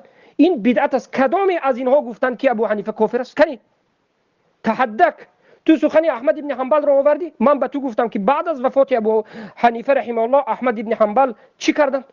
گفتن که رحمه الله خطا کردن. گفتن تو سخن عبدالله فرزند احمد ابن حنبل رو آوردی. ما باری دیگر میگیم حل همین است که ما میگویم حل. ببینید ما چی میگیم؟ حل همین است که سخن‌هایی که در کفر ابو حنیفه آمده است نیم زایدش ضعیف است و بعضیش پیش از توبه ابو حنیفه است و باقی مانده سخن‌هایی که این از زمین کتاب تاریخ بغدادی ابن حبان کرمانی و غیره میخواند، این منم در نظرم کشودگی حالا وجود دارد. حالا در آینده سندش رو میآیم. سخنی سخته که حالا یکی از سخن‌های سخت رو در حق ابو حنیفه گفت حالا میآیم. ایمان من جبریل این باطل است، این کذابی است و این دروغگویی در حق ابو حنیفه است. سندش در نزد من هست که ابو حنیفه رحمه الله میگه که هر کسی که از ما میمونه سخن میگه کذاب است و این بار دیگر دلالت میکند که کسایی که ابو حنیفه را طعنه میزنن کذابین هستند، سند جاهل هستند. ما میدونیم که اینها کدام وقت خواهند سندی جهالت شیطانی کت میبرند. لیکن بالاخره حل همین است. ابو حنیفه رحمه الله خطا داشتند، بدعت که داشتند. سلف همه سخنهایی که گفتند این در باب سختگیری بدعت است، نه در باب تکفیر است. در باب تکفیر نقل بکن، در باب تکفیر نقل بکن، در باب کسی که ابو حنیفه را تکفیر نکرده است نقل بکن، که امروز برآمده است از جانب تو و خودت و امثالت که ابو حنیفه را کسی که کفر نبود کافر است. کنی نقل بیار اینجا، اتحدک بیار اینجا. نقلایی که میکنی از موضوع بیرون است، در باب بدعت است. تو دو سه قولی که آوردی از احمد ابن حنبل و غیره که ابو حنیفه رو تکفیر کردند، برایت حجت به سند قائم کردم، قبول کردی که ابو حنیفه در اینجا توبه کرده است. برس اکنون ما میدونیم که ابو حنیفه چی مشکلی دارد، لیکن تو بیار مسئله کفری رو، خلق قرآن رو قبول کردی که ابو حنیفه در این توبه کرده است، مرحمت کفری دیگر رو بیار. اون مسائل هایی که تو از نخوندن سوره فاتحه میگویی، از جلدی خوک خوردنش این اون میگویی، او کتاب میارم میگویی، این نقل ها را ما رو هم به سند دیگر، به تضعیف دیگر و اقوال علما میاریم و این مسائل بعضیش مسائل اجتهادی است، نه در مسائل اصول دین. این یک مسئله دیگر است. حالا ببینید عبدالله احمد ابن حنبل رحمه الله، کسایی که امروز ابو حنیفه رو تکفیر میکنن در اساس کتاب انا همین شیخ عبدالله احمد ابن حنبل میکرد. روایت هایی که آورده است تحقیق کننده اش شیخ میگوید که 60% ضعیف است. میگه محمد ابن سعید القحطان همین کتاب با تحقیق محمد ابن سعید القحطان بینه سنداش چیکار میکرد، همین ضعیف است، خصوصا تکفیرش. و بعد از این خود احمد ابن عبدالله پسر احمد ابن حنبل میگوید که چخیلی که در کتاب تاریخ بغداد که ها ببینید خودی ابو محمد الکردی نقل میکند. تاریخ بغداد در همون کتابی که این نقل میکند، کتاب ها پیش شده است. ببین در تاریخ بغداد مجله 13 صفحه 378 میگه سمعت ابا عبدالله احمد ابن حنبل يقول لم يصح عندنا ان ابا حنیفه كان يقول القرآن مخلوق. ببینید در احمد ابن حنبل بعد از وفات ابو حنیفه و بعد از این یک چند مرتبه رحمه الله گفت و بعد از این گفت که در نزد ما ابو حنیفه سخنش که قرآن رو مخلوق گفتهش صحیح نیست، ما اینو قبول نمیکنیم. ابو حنیفه قرآن رو مخلوق نمیگفت. انمی یگانه جایی که ابو حنیفه رو تکفیر کرده میشد. باقی مانده مسائلی که این آقا ذکر میکند مسائلی هست که مسائل های اجتهادی است. یگان جا به ابو حنیفه خوندن قرآن را که سوره ببین فاتحه را انکار نکرده است، گفته است که نخونید هم میشود، لیکن انکار نکرده است.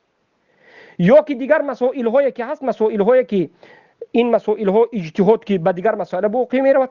حالا ما تحدی میکنیم ابو محمد کردی را که کفر ابو حنیفه را نقل کند از سخنهای علما. همه سخنهایی که تو نقل کردی این در باب بدعت و مذمت بدعت است. تموش وقت. بش والله اقسم بالذي رفع السماء بلا عمد، من همینطوری بهت زده یعنی سرسام هستم که تو چه داری میگی، یعنی میخوام بفهمم تو چی میگی و نمیفهمم. لا حول ولا قوة الا بالله. یعنی من تا الان دارم برات دلیل میخونم، این همه دلیل برات خوندم هنوز نصفش مونده.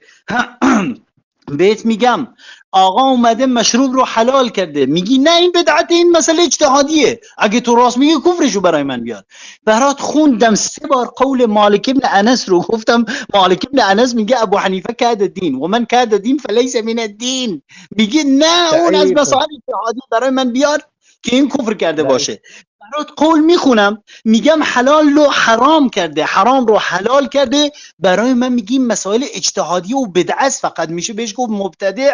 تو اصلا میدونی که شیوخ خودت از احمد ابن حنبل یا مالک یا شافعی راجع به مبتدع چی میگن؟ اصلا میدونی تکفیر مبتدع رو میکنن؟ اصلا تو خودت در نماز جمعه یا جاهای دیگری خودت اهل سنت روزها این رو دارن تکرار میکنن، میگن و کل بدعت ضلاله و کل ضلاله فی النار. اما بعد و چی میخوای بگی راجع به بدع حدیث صحیحی که معروف به اسم حدیث حوض در صحیح بخاری و در جاهای دیگری هم اومده که رسول الله صلی الله علیه و سلم میفرماید روز قیامت میگم یا رب اصحابی فیقول انك لا علم لك بما احدثوا بعدك انهم ارتدوا على ادبارهم مرتدین. حدیث رو یا نمیدونی یا تو اصلا نمیدونی که حکم مبتدع یا کسی که بدعه میکنه در دین نمیدونی اصلا معنیش اینه که حکمش چیه. رسول الله صلی الله علیه و سلم میفرماید روز قیامت میگم یا الله اصحاب من جواب پیامبر رو میدن، میگن اینک لا علم لك بما احدثوا بعدك، تو نمیدونی اونها بعد از تو چه احداثی کردن. انهم ارتدوا على ادبارهم، حدیث صحیح در بخاریه و جاهای دیگری هم اومده. اصلا شما این چنین فکر میکنی که مبتدع چیز کوچکیه، هرچند این اصلا از صفت مبتدع خارج، ما میگیم حرام رو حلال کرده، شما میگین مبتدعه. این موضوع اجتهادیه. کی به شما گفته که در حلال و حرام موضوع اجتهادیه؟ الله عز وجل میفرماید ولا تقولوا لما تصف السنتكم الكذب هذا حلال وهذا حرام لتفتروا على الله الكذب ان الذين يفترون على الله الكذب لا يفلحون. آیه قرآن الله عز وجل میفرماید هر چه بر دهانتون میاد حلال و حرام نکنید از خودتون. کسانی که حلال و حرام میکنن افترا میبندن بر الله عز وجل لا یفلحون، رستگار نمیشن. الله عز وجل میفرماید قل ان کنتم تحبون الله فاتبعوني يحببكم الله. آقای ابو حنیفه اومده خلاف سنت پیامبر صلی الله علیه و سلم حرف زده، میگه سوره فاتحه هم نخون، فلانم نکن، فلانم نکن. شما میگی اجتهادیه، منع نکرده. خب میخواستی چی بگی دیگه؟ نمیخواستی بگی ابو حنیفه گفته اگر سوره فاتحه بخونی کافری؟ خب دستش درد نکنه همینو نگفته، اینم میگفت دیگه تمام میشد همه امر. الله عز وجل میفرماید قد كان لكم في رسول الله اسوه حسنه لمن كان يرجو الله واليوم الاخر. شما اومدی میگی این ابتداع، فقط ابداع کردی، این کفر نیست، کفرشو برام بخون، اونم برات میخونم. ببین تو از هر راهی در بیای من اون راهو میبندم والله العظیم. یعنی این رو به فضل الله عز وجل میگم، از بس که شما فقیر هستید، یعنی از بس که هیچی نداری دفاع کنی از این شیخ مشرک، از بس که هیچی نداری ازش دفاع کنی، از هر راهی در بیای من اون راه رو به تو میبندم. گوش کن اقوال کفرش رو برات بخونم. هی میگی کفرش رو بخون، انگار تا حالا کفرش رو نخوندم. حدثني ابو الفضل ثنى الحسين بن الفرج الخياط ثنى ابراهيم بن ابي سويد قال سمعت حماد بن سلمة يقول ابو حنيفة هذا والله اني لارجو ان يدخله الله نار جهنم. حماد بن سلیمان رو خودت میشناسی کیه؟ از الله تمنا میکنه که ابو حنیفه رو به آتش جهنم در بیاره. حالا قول مالک و قول احمدم که بهت گفتم اونم فراموش نکن. قول سفیان ثوری هم که بهت گفتم که گفت در اسلام هیچ ضرری، هیچ شری بزرگتر از ابو حنیفه متولد نشده. این رو شما تکفیر نمیدونی، پس این چیه؟ هیچ ضرری مثل اون متولد نشده یعنی چی؟ گوش کن دوباره میگه حدثني ابو الفضل الخراساني ثنا محمد ابن عمير قال سمعت سفيان بن عيينة يقول ما ولد في الاسلام مولود اضر على الاسلام من ابي حنیفه. این یعنی چی؟ این یعنی چی؟ میگه هیچ کسی در اسلام متولد نشده که ضررش بر اسلام بیشتر باشه از ابو حنیفه. کسی که به اسلام ضرر میزنه حکمش چیه؟ کافر یا مسلمانه؟ میگه تکفیرشو برای من بیار از اهل علم. پس اینا چیه برات میخونم؟ جوک یا چیه برات میخونم؟ اینا رو گوش کن دوباره. میگه حدثني محمد بن علي ثنا سفيان قال كنت عند ابي حنيفه يوما فاتاه رجل فساله عن مساله في صرف فاخطا فيها فقلت يا ابا حنيفه هذا خطأ فغضب وقال للذي أفتاه اذهب فاعمل بها وما كان فيها من إثم فهو في عنقي. میگه من رو ترجمه نکنم اشکال نداره، بفرمایید. بعد ترجمه رو فقط همینو میگم که میگه سفیان میگه کنتو عند ابی حنیفه، میگه من در نزد ابو حنیفه بودم. روزی شخصی اومد از ابو حنیفه سوال پرسید راجع به صرف، اخطأ فيها ابو حنیفه خطا کرد در جواب. فقلت يا ابا حنیفه هذا خطا، بهش گفتم تو خطا جواب دادی. فغضب، عصبانی شد. و قال للذي افتاه، و به کسی که بهش جواب داده بود گفت برو فعمل بها، همونی که بهت گفتم انجام بده. و ما كان فيها من الاثم فهو في عنقي، برو انجام بده، اگر مشکلی بود گناهی بود به گردن من. بفرمایید.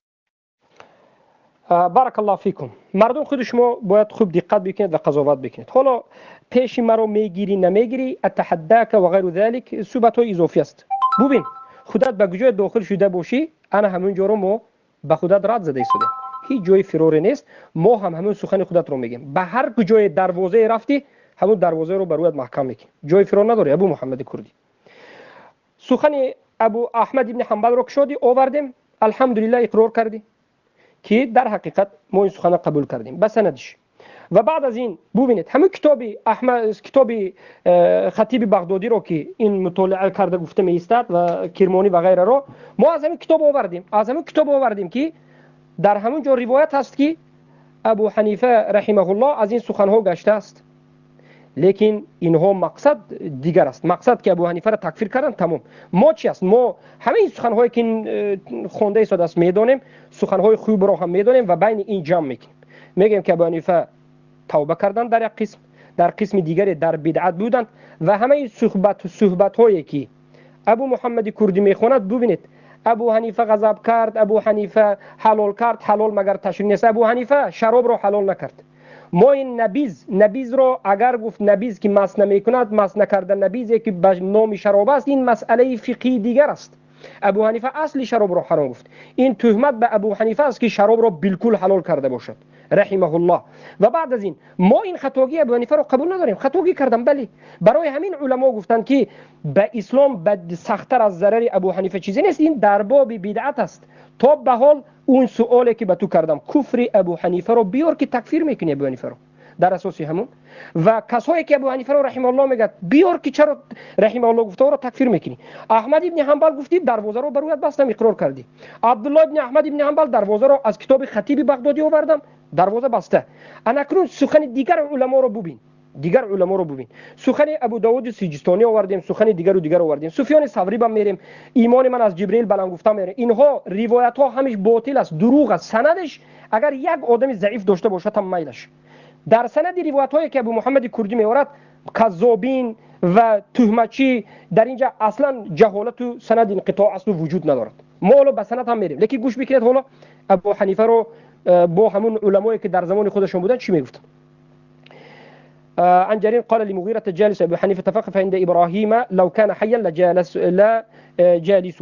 یعنی یحیی ابن اکثم از جریر میگه که مغیره گفتن در زمان خودشون اگر ابو حنیفه زنده می بود در نزدش می نشستم تعلیم می گرفتم. اگر ابو حنیفه کافر باشد در نزدش می نشستم؟ نه، از این مراد که در نزد ابو حنیفه می نشستند. ابو حنیفه مشکلی داشت، مشکلیش می دونستند، لیکن رحمه الله مسلمان بود، مرمت سلف. شباب ابن سوار میگه قال كان شعبة حسن الرأي في ابي حنيفه كثير الترحم عليه. شعبه گمانش، فکرش، اندیشهش در بالای ابو حنیفه خیلی هم خیر بود و بسیار ابو حنیفه را ترحم میکرد، رحمه الله میگفت. ببینید عبید الله بن موسى سمعت مسعرا يقول رحم الله ابا حنیفه ان كان لفقيها عالما. الله رحمت کند ابو حنیفه را که حتما فقیه و عالم بود، عالم دین و فقیه بود. بله خطا کرد. ما یک باره رد میزنیم به صوفی های غلات که معصوم بود میگن، نه خطا کرد، بدعت داشت و همه سخنهایی که این میگوید قسمش به بدعت ربط دارد و قسم دیگرش باطل است. ایمانی و من ایمان جبرائیل، ایمانی و من ایمان جبرائیل برابر است و غیر است. قسم به الله اتحدى که سند بیار، هر دو سندی همین به روایت به نظر میکنیم. اگر کذاب نباشی، اگر دروغگو نباشی، اگر در سند گفتن در بالای ابو حنیفه خیانت نکرده باشی، همین روایت سندش بیا از نظر محققین جرح تعدیل نظر بکنیم که دعوای علم جرح تعدیل دعوای دروغین داری. اما کذابین دروغ میگویند که حالا ما به سند این روایت میرویم، یک به یک این روایت ها را در بالش میبندیم. حسین الجعفی سمعت زائدة بن قدامة يقول النعمان بن ثابت فقيه البدن لم يعدو ما أدرك عليه أهل الكوفة رحمه الله گفتند. یعنی مقصد من چی است؟ همه این علمای سلفی که ما داریم نقل میکنیم ابو حنیفه رو بعد از وفاتشون رحمه الله گفتند، لیکن باز گفتند که احتیاط شوید که انا من ابو حنیفه در باب ایمان ارجاع خطا دارد، خطاگی دارد، بدعت. و در باب بدعت مذهب سلف صالح معروف است که مذمتی خیلی هم سخت میکردند. بارک الله فیکم. مگر این همه علما در نزد شما کافر است؟ بگوین که کافر است، بگوین اشکار واضح بگوین که کافر است. هیچ کسی ندارین. علمای شما کی است؟ دین از کجا میگیرین؟ از فکر خودش. مثل رافضه که قرآن میکشد خودش گپ زدن میگیرد، صحابه تابعین تبع تابعین این کار میکند. در امت بجز رافضه کسی نیست. خوارجین عیناً همین است، همه علما را تکفیر کردند. دروازه که آوردید محکم کردید. روح ابن عباده قال كنت عند ابن جريج فقيل له مات ابو حنیفه.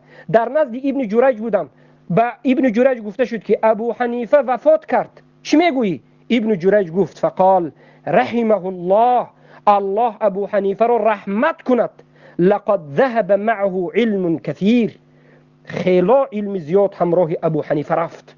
این بودن علمای دور ابو حنیفه بعد از وفات ابو حنیفه. ذکری کفر را بیار، نه ذکری اون چیزهایی که بازی هست در باب بدعت است. ما دوباره من این رو دوباره تکرار میکنم، شنوندگان محترمی که در این لایف هستید ببینید این آدم همینطوری سبحان الله ادب رو بسیار کم رعایت میکنه، یعنی دوباره فحاشیش شروع میشه. همیشه اینجوریه، زمانی که دیگه دلیل نداره نمیتونه چیزی رو بگه، تکرار مکررات حرفاشو تکرار میکنه و دوباره این مثل رافض از این شیعه خارجیه، من به تو هیچ جوابی نمیدم الا بهت میگم سلامه. و اما کفر ابو حنیفه رو دوباره برمیگرد. من انقدر اینجا دلیل جلو من نمیدونم آیا وقت بشه همه رو بخونم سبحان الله یا نه. میگه سمعت حماد بن سلمه یلعن ابا حنیفه. آیا تو عربی بلدی؟ من فارسی رو برات ترجمه میکنم اشکال نداره.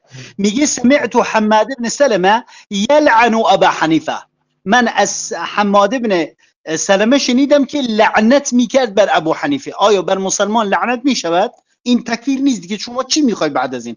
قال ابو سلمه و کان شعبه یلعن ابا حنیفه، بر ابو حنیفه لعنت میکردن.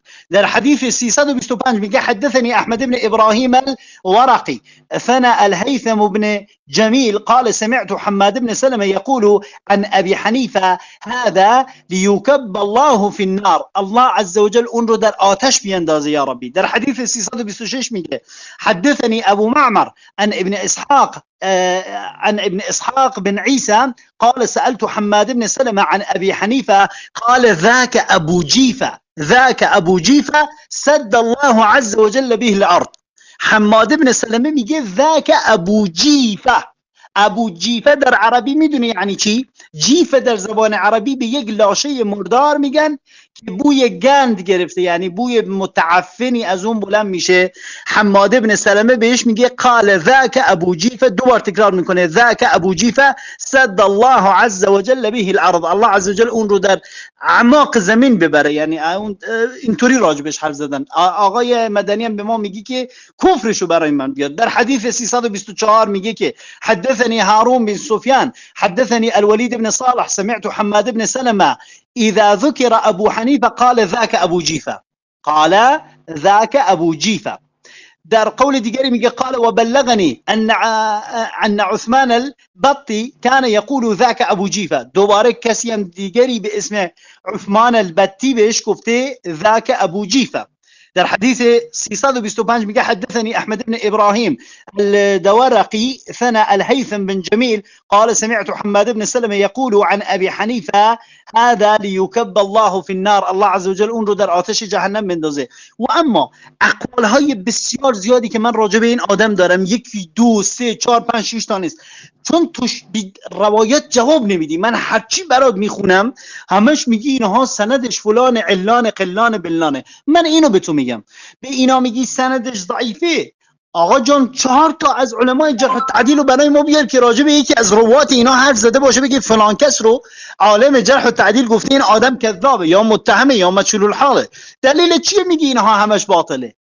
یعنی این رو ما از یک کتاب معتبری آوردیم که به اسم خودتون اون رو یعنی کتاب معتبری میدونید، مال عبدالله پسر احمد ابن حنبله، در کتاب کرمانی هم با همین لفظ اومده، در کتاب خطیب بغدادی هم با همین لفظ. همش باطله. اما اقوالی که شما بهش استناد میکنید راجع به مدح ابو حنیفه همش صحیحه. والله ما لكم كيف تحكمون. چجوری این شیوه تحاکم شما؟ یا حرف نزن یا نگو ضعیف، درست نیست، دروغه، یا بفرما بسم الله هاتوا برهانکم ان کنتم صادقین، بیار ثابتش کن. من راجع به ابو حنیفه بسیار گفتم، آیه برات خوندم، حدیث برات خوندم، تا الان هیچ چیزی جز چند کلمه تکرار مکررات از تو نشنیدیم. چی گفتی؟ من حرفاتو یه بار دیگه برای شنوندگان تکرار کنم. همش میگی ما این باب رو ازت گرفتیم، ما جواب دادیم، این رافضیه، این خوارجه، این از فکر خوارجه، این فلان رو تکفیر میکنه، این بلان رو تکفیر میکنه، همش اینو میگی. جز این هیچی داری بگی؟ همه این چیزایی رو که راجع به ابو حنیفه گفتیم شراب رو حلال کرده. چی گفتی راجبش؟ گفتی نه قول دروغ باطل، نبیذ رو حلال کرده. خب اصلا سندش رو میخوای دوباره برات بخونم؟ تو هر چی بگی من سندن برات میخونم که نگی دروغه. اگرم گفتی دروغه بفرما سند رو برای ما بیار، برای ما سند رو کامل شرح کن، بگو اینها با این سند این شخصی که شما در حدیث آوردی میخونی بهش استناد میکنی طعن راجع بشه، طعنشو برای ما بیار. یا از هوای نفس خودت میگی ضعیفه؟ کدومشه؟ حدیث رو دوباره بیاریم یک لحظه. ابا کجا بود حدیث؟ والله از وقتم هم داره میره، میخوام بیشتر حرف بزنم تا اینکه دنبال این بگردیم. بله حدیث اینهاش میگه حدثني ابراهیم ثنا ابو سلمة البوذكي. وقت شما بفرست. اما بعد در مسئله این که ما تا به حال به شما برادران و خواهران عزیز اهل سنت و الجماعه بیان کردیم و طرف مقابل رو هم تحقیر نکردیم. ما گفتیم روش رافضه هم همچنین است برای فهمیدن شما، ما تحقیر هم نکردیم و تحقیر هم نمیکنیم. یکی ببینید ابو حنیفه رحمه الله را تکفیر کردن در اساس سخن احمد بن حنبل. آوردیم که احمد بن حنبل بعد از وفات رحمه الله گفت. ابو داود سیجستانی، شعبه، 10 نفر آوردیم؟ بله. 100 نفر دیگر می آوریم؟ بله. لیکن حالا ببینید کمی پیش نقل کرد که ابو حنیفه گفتند که ایمان من، ایمان ابوبکر، ایمان ابوبکر، ایمان ابلیس یک چیز است. یعنی این سخنی در حقیقت کفر است و دوام هم دارد. این از کجا خوند؟ خودش گفت از کتاب خطیب البغدادی. ما سندش که نقل میکنیم، سندی کذابین نقل بکنیم، خوب نظر بکنیم. روایت اخبرنا ابو القاسم عبد الرحمن بن محمد بن عبد الله سراج بن سابور اخبرنا ابو الحسن احمد بن محمد بن العبدوس الطرائفي حدثنا عثمان بن سعيد الدارمي حدثنا محمود بن موسى الأنطاكي قال سمعت ابا اسحاق الفزاري يقول، شنیدم که اسحاق الفزاری میگفت سمعت ابا حنیفه یقول. اسحاق الفزاری شنید که ابو حنیفه میگفتند چی میگفتند؟ ایمان ابی بکر و ایمان ابلیس واحد. ایمان ابو بکر و ایمان ابلیس یک چیز است. اعوذ بالله. قال ابلیس گفت که یا ربی و قال ابو بکر الصدیق یا رب. ابلیس هم گفت که یا رب، ابو بکر الصدیق هم یا رب. و من كان من المرجئه لم يقل فانكسر عليه قوله. همین روایت در اساس همین روایتی بعد از خلق قرآن که احمد ابن ابو حنیفه رو در اساسش تکفیر میکردند و از سخن گشتند، انا که دومین شبهه که سخت‌ترین شبهه در اساس همین ابو حنیفه رو تکفیر میکنند. خودی ابو محمد الکردی روایت کرد، لیکن حالا سندش نظر بکنید اینها می چرت و پرت از همه طرف دروغ و بر دروغ آوردن میگیرن. کنی تحقیق، کنی علم، نظر بکن. این سخن باطل است، هم سندن و هم متنن به ابو حنیفه رحمه الله. اما در سندی این سخنی که آقای ابو محمد الکردی روایت کرد، محبوب بن موسی الانطاکی گفتن انسان است. محدثین بیار میگه، محدثین بیار که چی میگه؟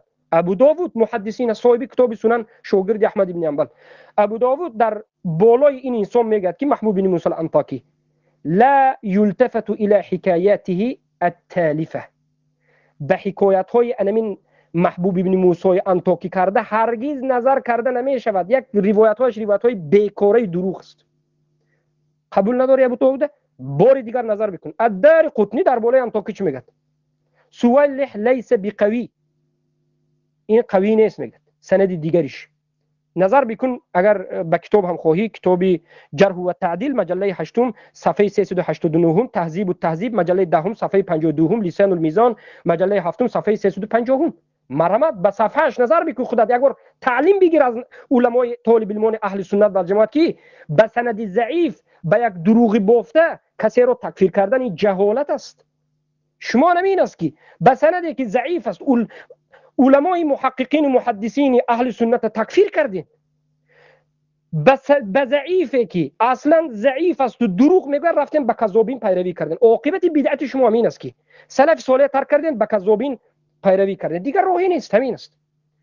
و در روایت دیگر میگن که و فیه ابو اسحاق الفزاری، دوم آدم این سند ضعیف است. همین سندی که گفت تعنزت دومین سندش ضعیف است. کی است؟ ابو اسحاق الفزاری ابراهیم ابن محمد ابن الحارث.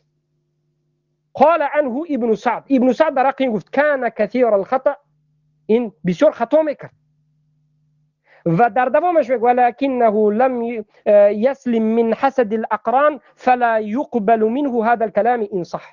قبول کرده نشد این کلام میگه اگر چه صحیح باشد، برای اینکه این معروف بود به حسد به گرد اطرافش.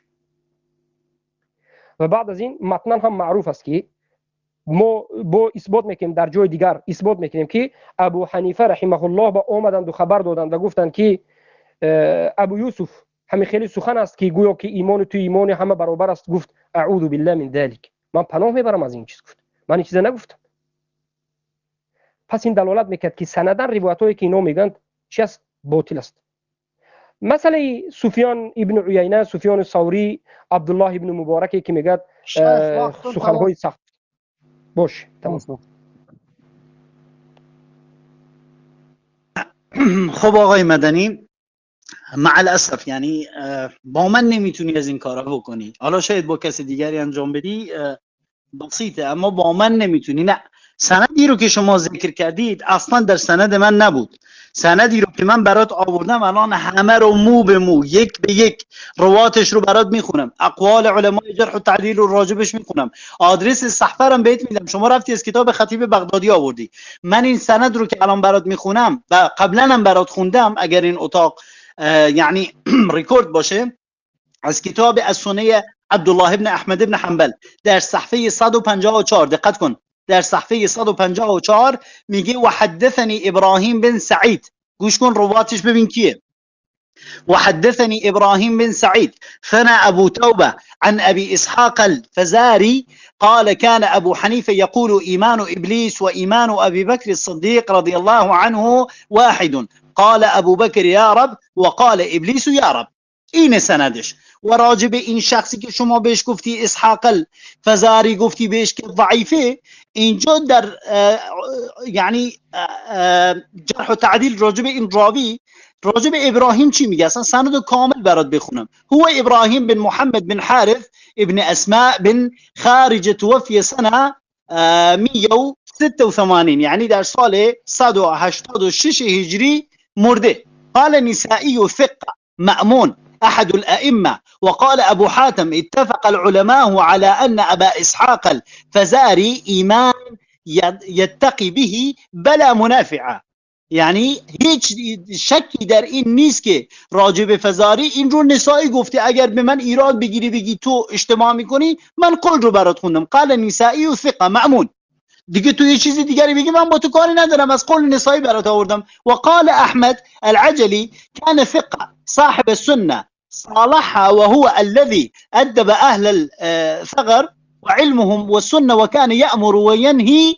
وقال سفيان بن عيينة كان إمام إبراهيم بن محمد بن الحسن بن العلوي. این رو من راجع به این سند با شما حرف زدم که گفتم ابو حنیفه میگه ایمان ابلیس و ایمان ابوبکر مثل همه. سندشم تنها این سه راویه. گوش کن. وحدثني ابراهيم بن سعيد ثنى ابو توبه عن ابي اسحاق الفزاري قال كان ابو حنيفه يقول ايمان ابليس وايمان ابي بكر الصديق رضي الله عنه واحد، قال ابو بكر يا رب وقال ابليس يا رب. اینو من سندو براتون الان درست کردم و اصلاحش کردم، دیگه نمیتونی راجع به این چیزی بگی.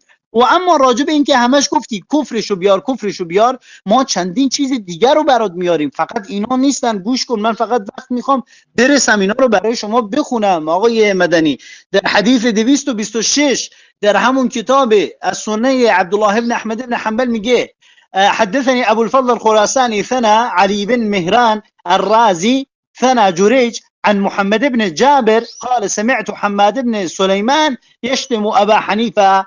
در اینجا میگی که سمعتو، یک لحظه من این روایت به این عوض کنم. بله این سند رو گوش کن. حدثني ابراهيم سنة ابو صالح محبوب بن موسى الفلاء عن يوسف بن اسباط قال ابو حنيفه لو ادركني رسول الله صلى الله عليه وسلم لاخذ بكثير من قولي. این کفر رو نگاه کن. میگه ابو حنیفه گفته لو ادرکنی رسول الله، یعنی اگر پیامبر من رو میدید بیشتر فتاواهاش رو از من میگرفت. نعوذ بالله استغفر الله ربی و اتوب الیک. یعنی تو چند تا از این حرفا رو میخوای؟ والله العظیم آقای مدنی من تعجب میکنم، چند تا از اینا رو میخوای بگی دروغه؟ مگه یکی، دو تا، 10 تا، 20 تا، 100 تا، 200 تا، چند تا از اینا میخوای بگی دروغه؟ همش دروغه، همش دروغه. که ابو حنیفه میگه لو ادرکنی رسول الله صلی الله علیه وسلم لاخذ بكثير من قولی. اگر من رو میدید رسول الله صلی الله علیه وسلم قطعا از اقوال من میگرفت و با اقوال و با آراء من بین مردم فتوا میداد نعوذ بالله استغفر الله ربی و اتوب الیه. این کفر بواح دیگه من نمیدونم والله العظیم چی بگم که دیگه احتیاجی نداره واقعا چیزی بگم. در حدیث دیگری میگه سمعت حماد بن سلمه یقول ابو حنیفه هذا والله انی لارجو ان این رو براتون خوندم، دوبار این سند رو براتون خوندم، این با یک لفظ دیگری اومده چون یک لفظ نیست. این رو هم براتون خوندم که حماد بن سلیمان لعنت میکنه بر ابو حنیفه. آقای مدنی اینا رو چی میگی؟ مگه نگفتی از کفرش بیار؟ آوردیم دیگه، چندین بارم برات آوردیم. ذاک ابو جیفر رو برات وقت تمام شد. بفهم. تمام شد وقت. اما بعد بارك الله فيكم. مختصرا سندی که آورد سندی سخته و البته که ضعیف است. ما چیزی که گفتیم انا همون ثابت است و روایتی که آورد روایت ضعیف است و تهمت به ابو حنیفه در مسئله ایمان است، زیرا که به سند صحیح ابو حنیفه رحمه الله این چیز خودشون انکار میکنن، این انامین روایت رو انکار میکنن و بعد از این میگه که ابو حنیفه رو لعنت کردند. آیا این دلالت به کافر بودن ابو حنیفه نمیکند؟ نه، لعنت هرگز به کافر بودن ابو حنیفه نمیکند. در نزد سلف صالح لعنت به کسی که اهل بدعت باشد و بدعتش منتشر شده باشد معروف است، و مانند ارجاء و غیره. این معروف است، لیکن افسوس که از سبب جهل بعضی از انسان ها از این قضیه بیخبرند. قضیه لعنت دیگر است، تکفیر دیگر است. لعنت رو بله لعنت و تکفیر نظر کرده می شود در یک منهج، لیکن لعنت رو به اهل بدعتی که دعوت کننده به بدعتش است مناظر کنندش کرده می شود. لعنت تکفیر نیست. ما بار دیگر طلب میکنیم ابو حنیفه رو شما تکفیر کردید، کسی که ابو حنیفه رو رحمه الله گفت تکفیر کردید، دلیل شما کجا است؟ احمد ابن حنبل است؟ جواب شد. کتاب های سند هایی که آوردید جواب شد. چی است؟ هیچ چیزی بجز طعنه بیش نیست.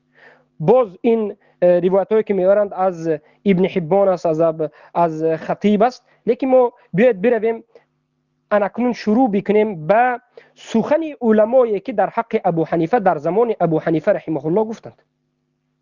کسانی که از سلف صالح در زمان ابو حنیفه رو تزکیه دادند، گفتند که امام است، خوب است. تا به حاضر ما منهجی آمده ایستادیم، آیسته ردهای اینا جواب داده، سنداش گفته. انکنون نوبت خوندنی ما هم آمد. بالاخره تا صبح تا فردا کتاب خونده میگیریم. چه خیلی که تا از اول تا آخر آقای ابو محمد کردی. آقای مدنی یه لحظه عذر میخوام. آقا جان شما من هر چی بهت بگم یک مسئله عربی داره میگه عنزه لو طارت. متوجه شدی؟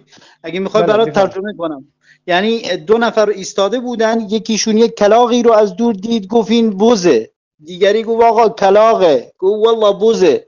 بعد از کمی این کلاغه پرواز کرد، این یارویی که میگفت بوزه وقتی ما رو نظر بکنید خب وقت شما همینه، گفت عنزه لو طارت، گفت این بوزه، حتی اگر پرواز کنه بوزه. شما هم همینو میگی، ما هر چی دلیل میاریم حرف ابو محمد وقت نماز من بیشتر از این با شما حرف نمیزنم. اما اگر آقای مدنی بله اجازه بده، اگر انشاءالله راجع به هر موضوع دیگری که اگر خواستی، این برادری که بین من و شما وقتها رو برامون میگرفت انسان عادلی بود، الله سبحانه و تعالی یا ربی اونو ما رو هدایت کنه یا ربی. همین برادر اگر بیاد ما یک لایو زنده رو در پیج خودم درست میکنیم، تشریف بیار، همینطوری با ادب حرف بزن، بدون تمسخر کردن، بدون استهزا کردن. ما انسانیم، حرف میزنیم، دلایل رو میاریم، مردم خودشون عقل دارن، فکر میکنن، احتیاجی نیست به همدیگر طعنه بزنیم، به همدیگر یعنی فحش و بد و بیرا. ما انسانیم، کجا انسان مسلمان فحش و بد و بیرا میگه؟ و من بسیار متشکرم از همه دوستانی که در این گروه حوصله کردن، حرفای من رو شنیدن و حرفای شما رو شنیدن. از همه معذرت میخوام اگر به شیوه حرف زدم کسی رو ناراحت کردم. والله تنها غیرتا للدین، یعنی تنها غیرتی برای دینمه، وگرنه من با شما هیچ مشکل شخصی ندارم. و نسأل الله عز وجل ان یهدینا و ایاکم الى سواء الصراط. من اینجا رو ترک میکنم چون وقت من واقعا. آقای ابو محمد یک لحظه ببینید، تا امروز از جانب شما که دعوا میشد که ما با کسی صحبت نمیتیم و داد و فریاد و اینچونی، شما رو هم کسایی هستن که همچنین میگن ما رو، یا کسای دیگری رو، یا عذری هستن که اینطوری دعوا میکنن. عدل باشد، ما در کجای عدل نباشد وارد بحث هستیم. اگر خودی خودت اگر راضی باشی که آینده هم بحث مناظره باشد در بالای موضوع دیگری، این امروزه کسی که در بالای ما انا همین وقتها را اداره کرد میبریم اونجا. موضوعی که من میخوام با خودت بحث بکنم در مسئله تکفیر بالعموم، زیرا که ما تکفیر میکنیم کسانی رو که تکفیر بالعموم میکنن در اساس حجت و دلیل قرآن و سنت فهم سلف. ان شاء الله مثل همین یک بحث داشته باشیم باذن الله وقتی که هفته آینده از دیگرش است. و خواهش میکنم یگان سروغه رو داشته باشین. این سروغه رو از یگان تلگرام است، ایمو هست، با این دوستی ما یک پیوست بشوین تا که روزها رو معین بکنیم و در آینده در این مسئله یک بحث داشته باشیم. تمام همین است و به همه کسایی که شنیدن گفتم که شما اگر تشریف بیاری ما برات لایو زنده میزنیم، همونجا تشریف بیار، با احترام و با ادب حرف میزنیم. مناظرم یعنی همین، یعنی دو نفر حرف میزنن مردم گوش میکنن، کدومشون قولش احسنتر بود بهتر بود اون رو قبول میکنن. همین مناظره، نه اینکه ما به جان هم بیفتیم تو جاهلی تو نفهمی تو فلانی. این چه طرز حرف زدنه والله بالله. اصلا این من مخالفم با اینجور حرف زدن. انسان با ادب ادله ها شرط نیست. ما نگفتیم، ما این صفات رو نداریم. با تمام احترام الجزاء من جنس العمل. کمی خودت هم بعضی میگویی کمی میگوییم، خاموش باشی خاموشیم، یگان مشکل ندارد. مسئله علم است، دین است، حجت به طعن و لعن نیست. بوک ندارد وقتی که وقت نماز است، کسی که یک نماز دیده و دونست ترک میکنه کافر است. وقتی نماز باشد ما اجازت میدیم، لیکن ما کمی صحبت های علما رو در این باب که خودت در همین کتاب بغدادی دیدی، ابن حبان دیدی، عبدالله ابن احمد دیدی و مناقب امام ابو حنیفه در دیگر کتاب‌هایی که امام الذهبی و ابن کثیر و غیر ده ها کتاب است دیدی، کم می‌بینیم مطالعه می‌کنیم مسئله مهم به پایان میرسد. بارک الله فیک. خیلی خوب، بارك الله لكم. نسأل الله عز وجل أن يهدينا وإياكم إلى سواء الصراط. آمين آمين اللهم آمين. والسلام عليكم ورحمة الله تعالى وبركاته. وعليكم السلام ورحمة الله وبركاته. برادر عزیز، الله اکبر الله يستر. بله. السلام علیکم تعالی و برکاته. چی گفت؟ یک بدعت است. البته ما به بدعت تکفیر نمیکنیم، بوک ندارد. این دلالت به همون بدعت میکنه که بفرمایید برادر طالب علم و مشایخی که اینجا هستین صحبت بکنین. کمی در پیش از صحبت شما، پیش از تعلیقایی که شما میکنید، بعض اناکنون سخنهای سلف رو مطالعه کنیم. ابو عمر صدا تو پاس است. ببینید صحبت من تکفیر بکنه یک شب در آخر بگه که الله برکت و مچه السلام علیکم. اصلا من حیران شدم شیخ. بله ولی به این میرویم. ما حالا ببینید برادر عزیز، چرا ما سخنهای علما رو در فضیلت ابو حنیفه یک باره نقل نکردیم؟ ما سخنهای ابو حنیفه رو به دو قسم تقسیم میکنیم، یعنی سخنهای علما در باب ابو حنیفه رو به دو قسم تقسیم میکنیم. قسمی که ابو حنیفه رو رحمه الله گفتند و این ضربه به کسایی که تکفیر میکنند و غلات هستند، و قسمی از علما فقط تزکیه دادند که اگر ما این فقط تزکیه داده دیگر علما رو نقل کنیم اینها میگن که خیر این تزکیه است، کنی رحمه الله نیست میگن. برای همین ما فقط رحمه الله گفته رو خوندیم که رحمه الله به آدم مرده بعد از مرگش میشد. همون سلف گفتند. انا کنون کمی بارک الله فیکم بعضی از سخنهای سلف میگیم وقتی شما بسیار نمیبریم، برای اینکه آخرین وقت 5 دقیقه وقتی من بود، همین وقتی 5 دقیقه من باب عدل بیاید اجازه بدید در حق ابو حنیفه رحمه الله صحبت بکنیم. یحیی ابن معین یکی از بزرگترین کسایی که علم رجال است ضعیف میگد و کسی که سخت میایستد، متشدد در انسان‌های مبتدی هست، لعنت میکند و انکار میکند، در ابو حنیفه در حق ابو حنیفه چی میگه؟ انا همین خطیب البغدادی که کسایی که طعنه به ابو حنیفه میزنند، خطیب البغدادی از همینجا روایت میکنه، لیکن کتاب خطیب البغدادی یک قسمش طعنه به ابو حنیفه، یک قسمی با همون مناقب ابو حنیفه ذکر میکرد. خطیب بغدادی نو انصاف نشدن که فقط گنده کنند ابو حنیفه، نقضش هم ذکر کردن، لیکن افسوس که اینو نقضش قبول نمیکرد. حالا من خطیب البغدادی به اسنادش از یحیی بن معین روایت میکرد که قال یحیی بن معین گفتند كان ابو حنیفه لا يحدث بالحديث الا ما يحفظ ولا يحدث بما لا يحفظ. ابو حنیفه همچنین انسان بود که سخن میکرد از حدیث پیامبر فقط چیزی که انیق و دقیق از یاد میدونست. چیزی که انیق و دقیق نداند کمتر لفظش دیگر باشد هرگز از زبان پیامبر دروغ نمیگفت. ابو حنیفه از زبان پیامبر دروغگو نبود. چه خیلی که امروز 2-3 جوانچه های بر اومدند و میگن که ابو حنیفه از زبان پیامبر دروغ میگفت، سخن پیامبر رد میکرد. مرحمت یحیی بن معین گفت در کدام کتاب؟ تاریخ البغداد مجله 13 صفحه 449، التهذیب کتاب دهمین مجله دهم صفحه 450، سیر اعلام النبلاء امام الذهبی مجله 13 صفحه 395. انمی سخنی یحیی بن معین اومده است. یحیی بن معین میگن که ابو حنیفه از زبان پیامبر دروغ نمیگفتند، دروغگو نبودند. طعنه که کسی که میزنه دی کذاب است به ابو حنیفه. بعد از این باز خطیب البغداد روایت میکرد که عنه ايضا من طريق احمد بن الصلت الحماني قال سمعت يحيى بن معين وهو يسأل عن ابي حنيفه اثقة هو في الحديث؟ قال نعم ثقة وكان والله اروع من ان يكذب وهو اجل قدرا من ذلك. يحيى بن معين رو پرسیدند، یعنی محدث سلف صالح پرسیدند که در حق ابو حنیفه چی میگویی؟ ابو حنیفه ثقه بود در حدیث یا نه؟ بله در این مسئله اختلاف است. بعضی ها ثقه گفتن، بعضی ها صدوق گفتن، باکی ندارد. اما یگان نفر از علما ابو حنیفه رو تکفیر کرده، به همون به تکفیر بعد از مرگش هم نایستادند. این باطل است این سخن. ابو حنیفه را کذاب هم نگفتند، از نام رسول الله دروغ میگوید هم نگفتند، بلکه ببینید چی گفتند. گفتند که ثقه است. بله اینجا یحیی بن معین قسم میخورد و میگه که والله میگه ابو حنیفه خیلی هم پرهیزگارتر و تقواتر از خیلی هم از الله ترس میترسید که در حق پیامبر دروغ گفت. در حق پیامبر دروغ، از نام پیامبر دروغ نمیگفت ابو حنیفه. و هو اجل قدر من ذلك، درجه ابو حنیفه از این بلند بود. بله حدیث هایی که ابو حنیفه روایت میکردند ضعیف است و غیر و غیره. ضعیف بودن بعض حدیث، ضعیف بودن مذهب ابو حنیفه در بعض باب این دلالت نمیکرد که ابو حنیفه قصداً مخالف پیامبر برآمده باشد. نه والله، چقدر کتاب‌های غیر از بخاری و مسلم تمام کتاب‌ها حدیث ضعیف دارد.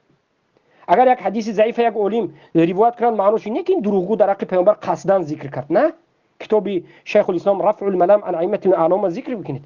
بعضی حدیث‌های ضعیف شاید علم صحیح بیند خطا کند، این خطاگیش نش ممکن است، اما قصداً دروغ نمیگفتند ابو حنیفه که امروز طعنه زننده ها میگه که ابو حنیفه کذاب بود و دروغ میگفت. اعوذ بالله. طعنه زنیت هم آخر یک سخن گویت هم در اساس علم کنید. ببینید هیچی ندارن، هیچی نیست.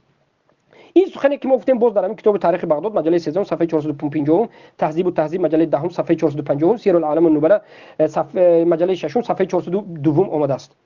و باز پرسیده شد همین یحیی بن معین هل حدث سفیان عن ابی حنیفه؟ آیا سفیان از ابو حنیفه یگان چیزی رو سخن کرده است یا نه؟ همین سفیانی که حالا این ابو محمد الکردی میگفت که سفیان ابو حنیفه رو این گفت آن گفت. ببینید یحیی بن معین به سوال دادن که همین سفیان از ابو حنیفه یگان چیز روایت و نقل میکرد یا نمیکرد یا دشنام میداد؟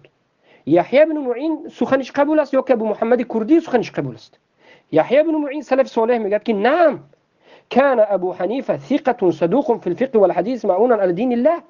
ابو حنیفه ثقه بود، در روایت صدوق بود، در فقه و در حدیث پیامبر صلی الله علیه و و انسان امانتدار در دین الله بود. نظر بکیدم کتابایی که پیشتر گفتیم و خطا کردم. کتابای پیشتر که گفتیم تاریخ البغداد مجله 34 این انمین به همین روایت داخل دارد و پیش از این سخنی گفتم در کتاب تاریخ البغداد و با همین در همین جمعش وجود دارد. الله اکبر. پس یحیی بن معین وقتی که میگه که ابو حنیفه هم خیلی آدم است، احمد ابن حنبل میگه که ابو حنیفه رحمه الله است، عبدالله احمد ابن حنبل وقتی که روایت میکند که پدرم گفت که در نزد ما ابو حنیفه ثابت است که کتاب الله هم مخلوق نمیگفت. وقتی که ابو داوود سیجستانی میگه که رحم الله ابو حنیفه میگوید، وقتی که شعبه رحمه الله میگه، وقتی که دیگر سلف ابو حنیفه رحمه الله میگویند، ما سخن این سلف گیریم یا سخن فهمی ابو محمد الکردی بگیریم؟ بله سخن‌هایی که ابو محمد کردی گفت ما یک چند سندش ذکر کردیم که باطل است، سخن دوم آوردش که سندش باطل است، لیکن سخن‌هایی که بعد از این آورد که ابو حنیفه را مثلا میگفتن که به اسلام ضرر آورد، دین آورد، این سخن را در حق همه مبتدعه گفته میشد. زیرا که ما باید انصاف کنیم. ابو حنیفه در حقیقت خطا کردن در باب ارجاء خطا کردن. ابو حنیفه رحمه الله خطا کردن. سلف در همین خطاگیشون سخن سخت زدن. همین قگپ است. بله بعضی از توبه و این آن پیش از توبه بود. توبه خودی ابو محمد الکردی قبول کرد. اخیری نتیجه این بحث ما چی شد؟ ابو حنیفه یک مرتبه خطای سختی کرده، توبه کرده بودن، سندش قبول است و ابو حنیفه رو علما رحمه الله میگفتند هر سخنی سختی که در حق ابو حنیفه میبینید شما نظر بکنید که در حق باید دانید که این در باب بدعت است نه در باب تکفیر. لعنی که میبینید نه در باب تکفیر است بلکه در باب بدعت است و غیره و غیره. و شما سخنی هر دو جانب رو جمع بکنید، گذشته و حاضر و آخر رو، و بعد از این نتیجه چی میبرد؟ نتیجه همین است که ابو حنیفه رحمه الله یک عالم از امت اسلام بودند، یکی از امام های چهارگانه هستند. در باب ایمان خطا کردند وقتی که گفتند که عمل از ایمان است، ایمان زیاد کم نمی شود و این خطاگی ابو حنیفه را شاگرداشون نقل میکنند. ابن ابی العز حنفی نقل میکند در کتاب شرح عقیده طحاوی این خطاگی بدعت است. مرجئه ها در این باب بدعت هستند و سخنهای علما که ضرر آورد و این و آن در همین باب مرجئه است، زیرا که مرجئه هم در حقش علما سخت صحبت کردند. با همین اثبات می شود که کسانی که ابو حنیفه را تکفیر کردند در اساس گمان تکفیر کردند، ناانصافی کردند و این تکفیرشان در اساس جهل است و خطا کردند. و کسانی که ابو حنیفه را تکفیر کرده و هر کسی که ابو حنیفه را تکفیر کند رحمه الله گوید او را هم عذری گفته تکفیر میکنند، اینها غلات خوارج شدند. غلات خوارج. اگر در تکفیر ابو حنیفه بعضی صحبت های علما که جهل به واقع شده باشند و تکفیر ابو حنیفه که یک بار خوارج نگویم خطا کرد گمراه شد اینو اون بگویم، اما وقتی که ابو حنیفه رحمه الله گفته اینها تکفیر میکنند، اینها به یگان شک شبهه غلات خوارج هستند. و با همین ما دفاع کردیم ابو حنیفه رحمه الله را و خاک چاشیدیم بر روی طعنه زنندگان ابو حنیفه که تکفیر به طعنه عمومی را در نظر نداریم. طعنه عمومی طرف ما همچون بدعت قبول داریم. طعنه تکفیر خاک پاشیدیم بر روی این تکفیری ها، یا بگویم تکفیری ها نمیگیم غلات خوارج ها. و این چنین ما در همین مجلس ثابت کردیم و خاک چاشیدیم به این پیروانی که خودشان را پیروان ابو حنیفه میگند و دروغین هستند و کذابین هستند و امامشون دفاع کردن نمیتوانند، جاهل هستند، از خری خانه‌شان هم جاهل هستند و خودشان بر دروغ ابو حنیفه میگویند و به ابو حنیفه اینقدر غلو کردند لیکن ابو حنیفه را دفاع کردن نمیتوانند. شرم باد بر شما ببینید که کی ابو حنیفه را دفاع میکند رحمه الله و بارک فیکم. با همین صحبت من به پایان رسید. تعلیق را به برادرهایی که مشایخ و طالب علمان که اینجا از اهل سنت و جماعت هستند از تاجیکستان و افغانستان داده میشد. بفرمایید هر یک شما کم کمی فکری و اندیشه خود در این باب بگویید و در همین ملخصی بحث هم درباره ابو حنیفه هم بالاخره یک سخنی بکنید. السلام علیکم و رحمت الله و برکاته که مجموعه استفاده برد. من کمی یک دم بگیرم. السلام علیکم و رحمت الله و برکاته. برادری چند ماسی بزنیم یک دقیقه چطور شماسی الله استکنه شیخ حاضر شما صحبت داشته یک چند مثل جراحه. بله خوش بسم الله بفرمایید. مثلا شما صحبت کرده قطعا من نظر کردم مسئله صحت چه و حتی مسئله آیا همین قول ابو حنیفه است.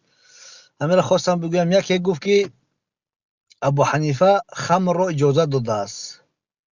به الله قسم دروغ است. ابو حنیفه در مسئله نبیذ گپ میزنه و در مذهب ابو حنیفه خود ابو یوسف هم صحبت که اگه میگه نبیذ در ابو حنیفه نبیذ چیزی رو میدونست که از اصل میشید و از ما میگیم انگور قاق میکنید، چی میگیم مویز میگیم، از اون میشید و بالاخره از چیزایی میشید که اونها رو یعنی همچون خمر همچون آب اونها رو بدون ترش کرده. در مذهب ابو حنیفه همین رو نبیذ میگفتن که در پیش ابو حنیفه که خودی ابو یوسف این رو شرح میداد و دروغ میگوید که ابو حنیفه خمر رو حلال گفته است.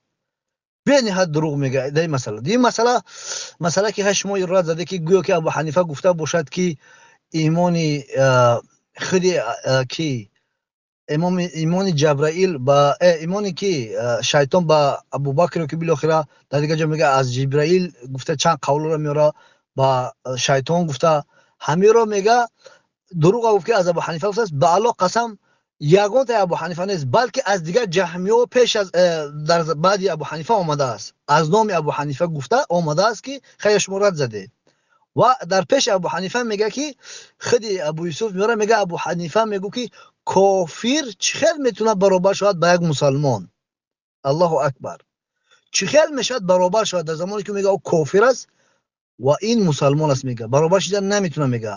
و خودی امام طحاوی رحمه الله هم خیلی میگه که ابو حنیفه در پیشش حتی فاسق و مؤمن برابر نبود. الله اکبر. این قدر دروغ، این قدر کذب و سندا را در سند این کاف دید، من دیدم موضوع از سایت این میگیره. بعضی قولای تاریخ بغداد در کتاب تاریخ بغداد و برای فایده شو شیعه جمع کرده هستن، در گوگل انمی خیلی همی رد میزنه، از گوگل میگیره. همین چه همی خونده سر شیخ، من خونده چی گرفته رفتم شیخ اوجا خوارجا قطعی شیعه ها یک جو شیده و همونجا گرفته قولا رو رد با کی زنگ هستن، تکفیر سلف گفته، گویا که تکفیر علمای خودتون اهل سنت با ابو حنیفه. ببین باید سیم چیز در نمانده. خلاصه که چند چیزی که من حاضر خودم همینجا یه پشتم دیدم، لیکن وقتی صحبت اینقدر دروغ میگه، سندی بافته که در گفته گفت که خیلی همین امام احمد پسرش هم قول رو در آخر میگه که اینش ضعیفه، ایش سایه است، ایش گشت است، انمی قول نمیخونه، جای در کارش میگیرن.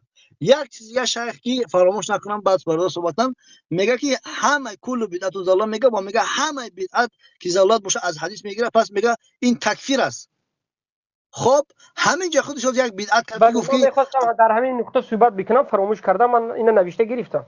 یعنی کل بدعت ضلاله و کل ضلالت فی النار که پیامبر گفتن، پس میگه هر یک ضلالت نور باشد جهنم است. این تماما از منهج تمام اسلام بیرون سخن است. الله المستعان. ولی بدعت ضلالت آتش روات هم بیرون میشه آخر. شیخ حاجی خودش چون بدعت کردم و تعالی گفتن حاجی بدعت کردم، پس خودم کافری به همین دلیل خود. در کجا پیغمبر هم تعلیم داد که بگه که و تعالی در سلام علیکم و رحمت الله را گفت و علیکم السلام و رحمت الله، بالاخره دیگر را گفت، اما در کجا و تعالی گفت؟ انمی خود دادی کافر شدی به همین دلیل خودت. الله المستعان. برادر باقی صحبت کردن، صحبت بسیار بوده، لیکن وقتی برادران بارک الله فیکم. اهلا و سهلا عمران، حفظك الله.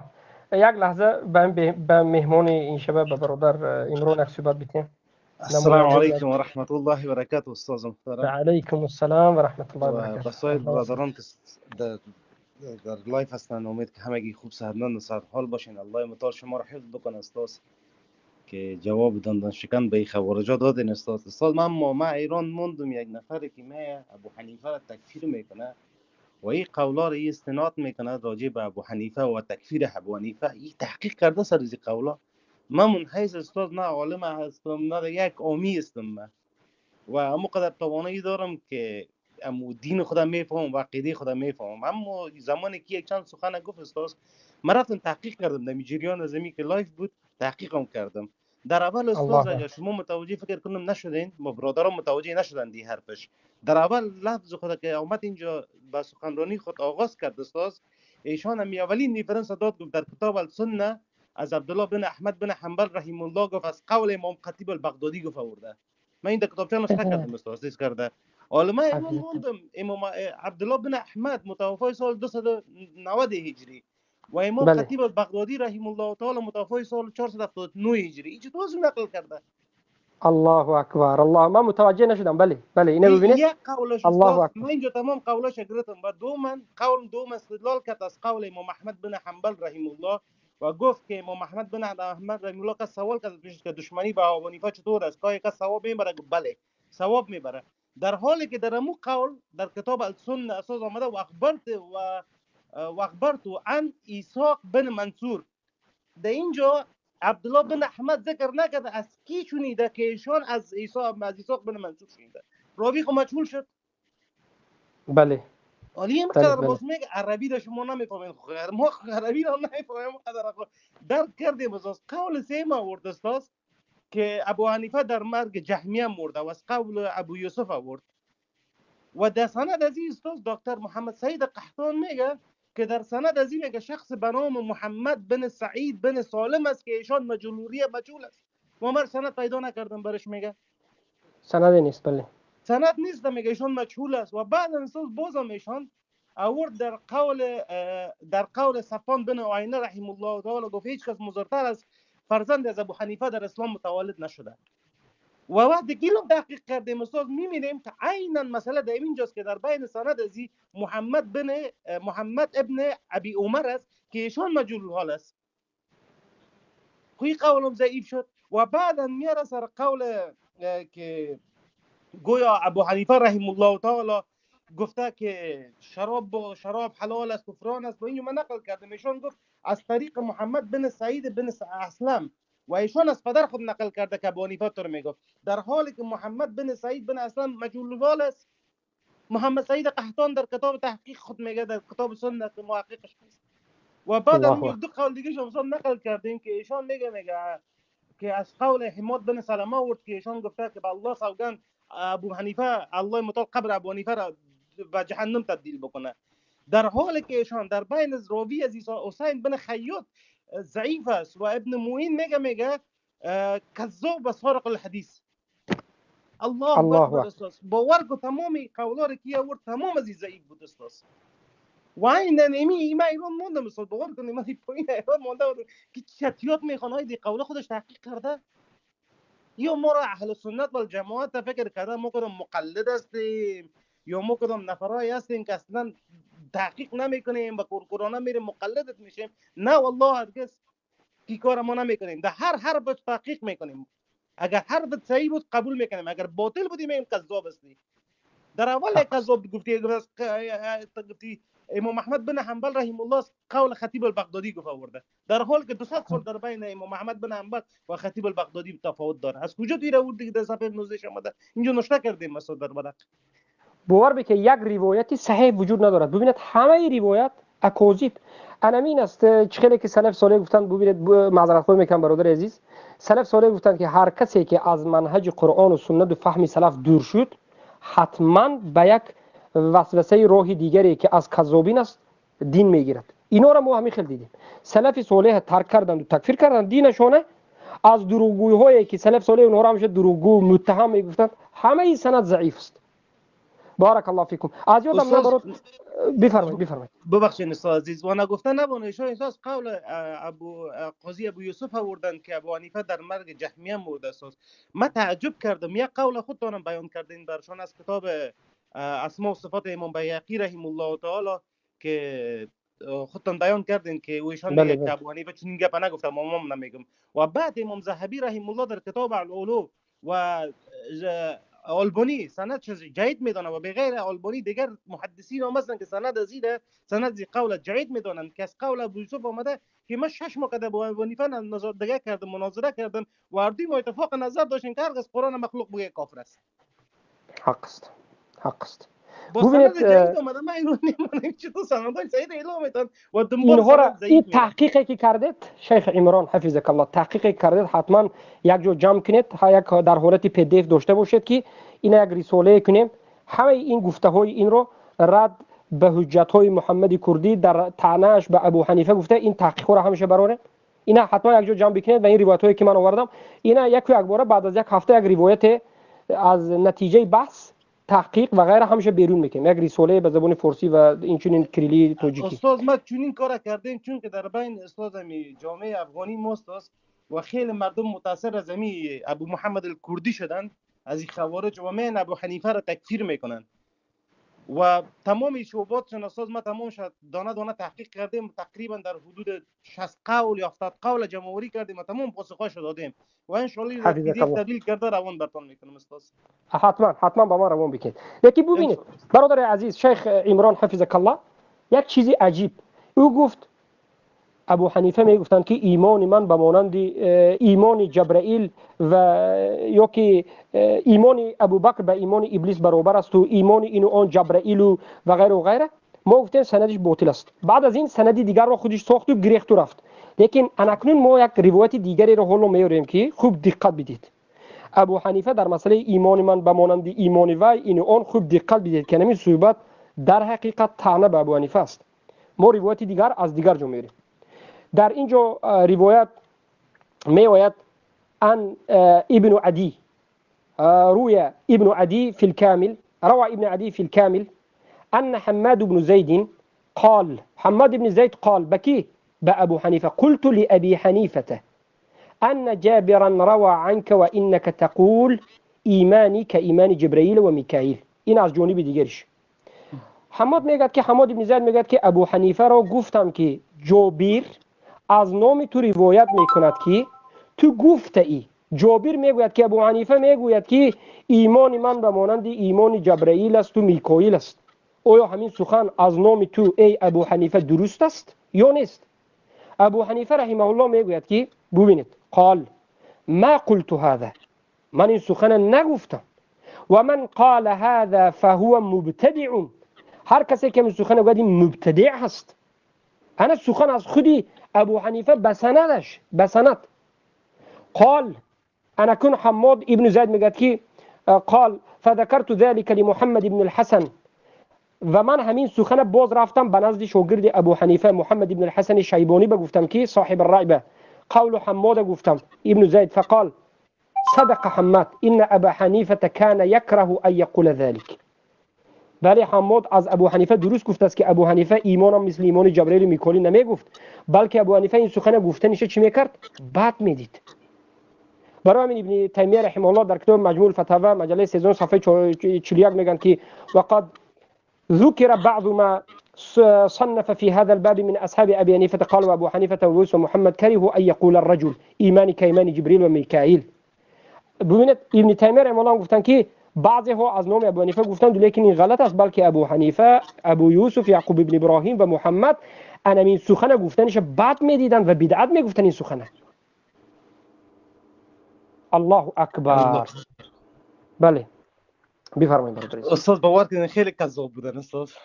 خیلی یک روز البته این مرجئه ها کذاب ترین انسانای روی دنیا باشن، اما نه خوارج از اون بدتر بودن. والا 30 یا سگای جهنم بودن واقعیت. باور بک خیلی کذاب است. در اساس همین گمان بیاید تمام امت اسلام در احادیث ضعیف، در اساس احادیث دروغ تکفیر بکنه. این چی است؟ خیر بالاخره بفرمایید برادر، بفرمایید. یک خلاصه تو. جزاک الله خیرا استاد عزیز. صدای میتونید. حیاک الله شیخ، بارک الله فیک. بفرمایید برادر. در همین شیخ در همینجا گفت که یک تانه دیگه به ابو حنیفه رحمه الله، اگر پیامبر صلی الله علیه و سلم زنده میشد یعنی از رای من میگرفت. حالا ابو حنیفه رحمه الله گفتن که اذا صح الحديث فهو مذهبی. الله هر زمان صحیح شد یعنی مذهبی من گفتن که گونه ای که این سخن را با ضد خودشان میگن. اعوذ بالله من ذلك. الله هدایت کنه. تو تام میزنی. بارک الله. و یک السلام علیکم و رحمت الله. و علیکم السلام و رحمت الله. امنتای الله هفت است که آیا در بین صحبت گفت آیا ابو حنیفه مبتدع است؟ یعنی میگه بعضی بدعت اگر که مبتدع باشد در حق مبتدع رحمه الله گفتن چی حکم دارد و سلف چی گفتند؟ این برادری که افغان است این مرحمت. ببینید بله ابو حنیفه در باب ایمان خطا کردن و خطاشون بدعت بود که مبتدع گفتن علما، به مانند اینکه عمل را از ایمان ندونستند و در باب اینکه استثناء را انکار کردند. دو سوم زیاد و کم شوی ایمان رو انکار کردند، یعنی قبول نکردند. لیکن این بدعت های هست که این مکفر نیست، آدم کافر نمیکرد. برای همون ابو حنیفه را رحمه الله گفتن که احمد ابن حنبل گفتن، داوود سیجستانی گفتن، سنداش که نقل کردیم، شاگرداشون ابو یوسف میگفتن و این چنین از شعبه روایت کردیم، از حماد روایت کردیم و غیر سلف چقدر رحمه الله گفتن یا نگفتن؟ بس نشید گفتن. بارک الله فیک. شیخ یک سیگار در دومزد شیخ گفتم میگم خودش بر مسئله احکام مسئله بعضی مسئله حرام حلال یا که بعضی مسئله را آورد گفت که ابو حنیفه به نمی دلیل کافر شده است. در زمان پیشتر خودش بعضی از قولای مثال صحابه اشتباه کردن، پیغمبر سلام وارد کرد از او چه قرائت اعلان کرد خودش آورد. پس با همون سوال میشود که چرا در مسئله فقهی که جزئی که اومد در مسئله اصول دین نبود صحابه اشتباه کرد پیغمبر تکفیرش نکرد، بله از عمل او بیزاری اعلان کرد، رد کرد، اما اونها را تکفیر نکرد.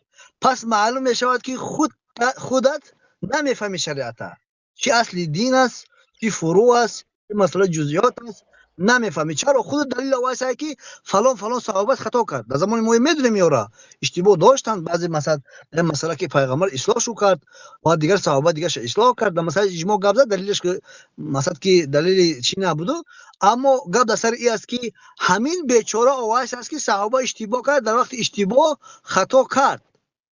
آیا پیغمبر تکفیرشو کرد؟ اعوذ بالله. به همین مسئله فرو هم گرفته ابو حنیفه را تکفیر کرد که برای هم گفتم بارک الله فیکم. بله، تکفیر فروعی است، تکفیر سندش باطل است و این تکفیر ببینید نقل کرد، یک خطاگی فقهی ابو حنیفه را، ایجاد ابو حنیفه را نقل کرد و تکفیر خودش کرد. ما برای همین میگیم که ما فکری تو را نمیگیریم. این مذهب شما به مانند مذهب رافضه هست، گفتن تحقیر نیست. ما بار دیگر طلب کردیم که مرحمت خلق قرآن به تکفیر واضح آوردیم و جواب دادیم قبول کردی. بله انا کو دیگر مسئله بعضی میورد که بیار دیگر مسئله را چخیل آورد، مسئله شراب، مسئله این خنزیر این آن آورد و تکفیر خودش کرد. نه علما، خودش تکفیر کرد، اجتهاد خودش کرد. ما هم قبول نداریم. اجتهادی من و اجتهادی تو اینجا کار نمیکرد. علما را بیار. بفرمایید برادر ابو عبدالرحمن، برادر محمد، هر دو شما یک کلمه دیگه از گپ میزنم میرم پایان. بفرمایید چون که دو تا قول دیگه شون نوت کرده در استاد این کتابچه این دیدم استاد. حتما بگید. گفت ابو جیفه، اگر متوجه شده باشید، باز ابو جیفه رو تعریف کرد که بسیار یک چیز گنده را میگه و فلان میگه، جسد میگه، فلان میگه. و ایشان از طریق هارون بن صفوان و ایشان از طریق ولید بن صالح و ایشان از حماد بن سلمه قول آوردن، ذکر کردن که ایشان یعنی ابو حنیفه را گفته ابو جیفه، در حالی که استاد سند از این قول ضعیف است. هارون بن صفوان استاد ایشان مجهول الحال است. و این کی میگه؟ محمد سید قحطان میگه در کتاب السنه صفحه 2311. و همچنان قول دیگه شکل استاد آورده بود که ابو حنیفه بسیار از حدیثای رسول الله به او میرسید را قبول نمیکرد استاد. این پیشتر که می قول یاد کرد که از طریق البته یوسف دین در بین راویش استاد یک نفر است به نام یوسف بن ثابت. ایشان تنها یحیی بن معین رحم الله ایشان ثقه میگه، اما امام بخاری رحم الله و ابو حاتم الرازی رحم الله بر وی ایراد گرفته است. بارک الله فیک. اینا جمهور خود ضعیف میدانم و یک نفر قول شده که میگیره. استاد جزاک الله خیر که وقت دادین. جزاک الله خیر. شیخ عمران حفظك الله اهلا و سهلا، خیلی خوشحال کردید. تعلیق شما تعلیق ضروری بود. ببینید تعلیقی که برادر عزیز ما عمران به شما ذکر کردن، همه سندهای صحبتی ابو محمد کردی ضعیف است. من گفتم یک به درجه عمومی، لیکن حالا میخواستم بروم، لیکن برادر مختصر همه سند ضعیف است. ببینید ای کسایی که ابو حنیفه را تکفیر میکنید حجت ندارید. ای کسایی که امت اسلام به خاطر ابو حنیفه رحمه الله گفتن تکفیر میکنید، اکنون فهمیدید که شما تکفیرتون در اساس جهل خودتون، ساخته خودتون، خصوصا تکفیر عذری، شما در دین الله قاعده نو ساختین. شما از نظر قاعده خودتون مشرع شده کافر شدین. از قاعده خود شما به قاعده خود شما اگر نظر بکنیم، چخیلی که محمد کردی گفت به سخن خود شما رو ملزم میکنیم. ما را به قاعده و به اصول خوارجی خودتون اگر شما رو ملزم بکنیم، وقتی که شما ابو حنیفه رو کسی رحمه الله تکفیر کردید، شما یک چیزی نوی رو به دین پیدا کردید که شما چی خودتون ساختید و در اساس همین باز کافر شدید. توبه کنید ای جوانها، از عقب این چنین انسان ها نروید، از عقب این غلو کرده ها نروید. 4-5 یا 1-2 افغانی که چوجه ها هست به واسطه ابو محمد کردی گمراه شده است. مرحمت ابو محمد کردی را دیدید، سندش دیدید، خودش دیدید. اگر 1 ساعت 2 ساعت دیگر میستاد، حتما ما این با توخر میرفتیم و ما توخر رفتن به همه شما دستیم. الحمدلله. برادر شیخ محمد و ابو عبدالرحمن سخن بکنید. هر دو شما یک فکر اندیشه خود بگید. برادر شیخ محمد بدورین. السلام علیکم و رحمت الله و برکاته. صبر کنید. بله شیخ گوش کردم. بفرمایید. بارک الله فیک شیخ. الله یستر خیر. بله همجا منم یک درباره سخن یک نفر. السلام علیکم و رحمت الله و برکاته. شیخ عزیز این هم خطای ما یو کی هستی؟ نه برادر گاوزی هستند. شیخ محمد گاوزی هستند. نه برادر صحبت بکنید. شیخ محمد صحبت بکنید، برادر بعد از شما صحبت. بسم الله. بله خیلی بله بعضی چیزهایی که مثلا شما نگفتید، لیکن از یک قول یکی را ذکر کردنی هستم که از شریک گفت انا میشناسی این شریک کی از چی از گفته دو کرد، لیکن میگوید که کان ابو حنیفه طویل الصمت کثیر العقل، یعنی که مدح کرده است از ابو حنیفه روای قولی که ابو حنیفه را یعنی که بد کردگیش ذکر کرده است. و این خاطر اینها واقعا یک جانب میگیرند و دیگر جانب نظر نمیکنند، جانب هایی که با منفعت خود هست یا که برای که به مذهب همون بافته و ساخته خود اونها هست، اما جانبار یعنی که ذکر میکنند. و دیگر قولایی که مثلا سفیان ثوری که میگون مثلا که کان ابو حنیفه افقه اهل الارض في زمانه. سبحان الله. سفیان ثوری، این سفیان ثوری تکفیر میکند، سفیان ثوری خیل میکند، سفیان ثوری او خیل میکند، میگود همون چی به تاریخ البغداد به بوواردگی سمینم. سبحان الله. حفظك به همین الله. خاطر واقعا اینو سخنهایی که به همون مذهبی بافته خود موافقت میکنن اونها رو فقط میگیرن، قولای علما رو یعنی که همش نظر نمیکنن در بابی مقصد علما در باب یک عالم چی صحبت کرده هستن. بارک الله فیک شیخ، جزاک الله خیرا ان شاء الله. و من با یک چیز دیگر همجا اضافتاً گفتنی هستم که والله اعلم اگر از همین روز بعد این یگون فخر یگون تعریفی نیست، من با جای عوزیری ها با جای که کسانی که دعوای حنفی میکنن دیگر به همین یعنی که رسانه ها بر اومده دعوت نمیکردم، بهترش در اومده اهل توحید گوش میکردم با جای اونها میبودم. بارک الله فیک. سنی عقل. بله ابو عبدالرحمن بفرمایید. صدا هست ابو عبدالرحمن؟ مسکی جراح یک کمی صداتنا بزنین یک لحظه. شیخ الله يسترك. ابو عبدالرحمن اولا همین که به شما جزاک الله خیر و حفظک الله و رعاک کی خیلی به ترتیب وقتی دوره کردید، اولی جناب بود. این اهل غلات و خوارجین خودشون قائل شدن دعوت کردن که دیگر بحث و بم ان شاء الله خیلی و میشد. این بهترین است. ما عدل نشان دادگی است، صوفیش بم، عذریش بم، مدخلیش بم و خوارجیش بم بوک ندارد. اگر از موضوع نبرود و گاوزدان گرد دقیقتی برفتم میگیریم. بسم الله بفرمایید.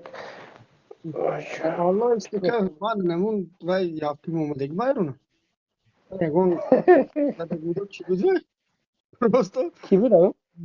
نه بای کی بود کی اومدگی من فنان محمد امین بود است توجیک اومد نفساش گشت رفت استادش اومد ما را ما دیدید نتیجه شد. او بچه را ما چرا گفتیم که به موضوع داخل شد آخر این طرف و اون طرف به موضوع داخل شد عاقبت نمیم میشد. قسم به الله خواه عذری خواه صوفی خواه اشعری خواه حزبی خواه انمین خوارج همین یا ملحد یا یهود نصارا بیارید از موضوع نگریزد. همین در موضوع ایستاد 5 دقیقه رویم کنی ببینیم که تو گجا میرد و چی دروغ میگد. همیش معلوم است. اینها همین بروزی نیستند، میخوان که گریزن این طرف اون طرف این طرف اون طرف. ای بچه جوان توجیکی که در دست این غلات گمراه شدگی بود توبه کنه که دید که همین روایت ضعیف است. در روایت ضعیف امت تکفیر کرده گشته است. الله المستعان. بفرمایید برادر. الله استون کنه. آخر دودار به فکر ما یک چند سال خوردی. اگر جوتون میبودم یک توبه میکردم یک قوار کانده اینجا میدرمدم خودم که من دیگه کس نبید. به این بیعقل. و یک آداب تعلیم هم بده است آخر. می اومده دارچی بوره تعیین سراز و تا خون من حیروش نمی چی گفته است. شیخ الحمدلله درستش کردند. بعد من از شیخ شما میگی الله حفظتون بکنه شیخ. من نیر و موز زدگی نه به خاطر اینکه من از تو شما چند کیلومتر راه رفته هم میمجیم همون دروغش توبهش نمیقپید نمیداره یک بار میگه امام محمد توبه گو بخیر و دروغ ذکر شما دلیل آوردید بعدش یک بار دیگه همین مثلی قرآن مخلوق گفتن مقصد توبه اقرار میکرد خوب میکرد. الله سبحانه اقرار کرد الحمدلله اقرار کرد. از این روزی بورد دیگر او چوجه ها ما در نزد شما این انسانی که اومد خروس بود. ما البته او را چوجه میگفتیم لیکن خروس شما همین بود. شما دیگر رو چوجه بودین. خروستون دیدین که چیکار کردین. اکی چوجه ها یگان روایت صحیح نداریم. خودی خروس شما امامت رو قبول کرد یا نه که بله قبول کردیم مسئله توبه ابو حنیفه را قبول کردیم این پرابلم نگفت مسئله خلق قرآن انا کنون دیگر دین شما به هوا رفت، توبه کنین برادرو، توبه کنین، حالی هم وقت است، توبه کنین. بفرمایید برادر. ابو السلام عبدالرحمن. علیکم و رحمت الله. به فکرم شیخ عزیز الله فکر نه همون ابو طلحه ادنانی می همون مقصد افغانی همین بیشترش همین بود. اتهام فقط همین میکرد. بعد شیخ عزیز خود ذکر کردن که اگر هر یک بیزوری دوستان و کفر باشد از ملت اسلام خارج کند، این به قاعده خود درستگی عذر مشرک مشرک محکم کنین میکروفون میسکه. سبحان الله، خیلی صدای جراسی بد میبره. گناه شیخ گناه کت کافر شوید. خالد ابن ولید خودش کرد. این من از این عملش بیزور بودم. البته این عمل گناه بود که بیزور بودن. بله، سخنی حجت خیلی قوی آورد. اگر این خیلی به بیزورم گفتن و به این گفتن تکفیر باشد، از این رود که چند صحابه را اینا تکفیر میکند، از این رود که باید تکفیر کنند. پیامبر صلی الله علیه و سلم خودشون چی همچه عذری. الله المستعان، الله المستعان. عاقبت اینا امین است، عاقبت امین است. الله المستعان. لیکن خیر است، حق ظاهر شد. من فکر میکنم که حق ظاهر شد. کسایی که در پایان بودند برادرها خودشون یک چیز دیگه دلمنده بود باید برآمده خیلی متکبر کرد. خلقم میدونه یک بار این مسئله به تراشته نگرمش خوبم نمیبره.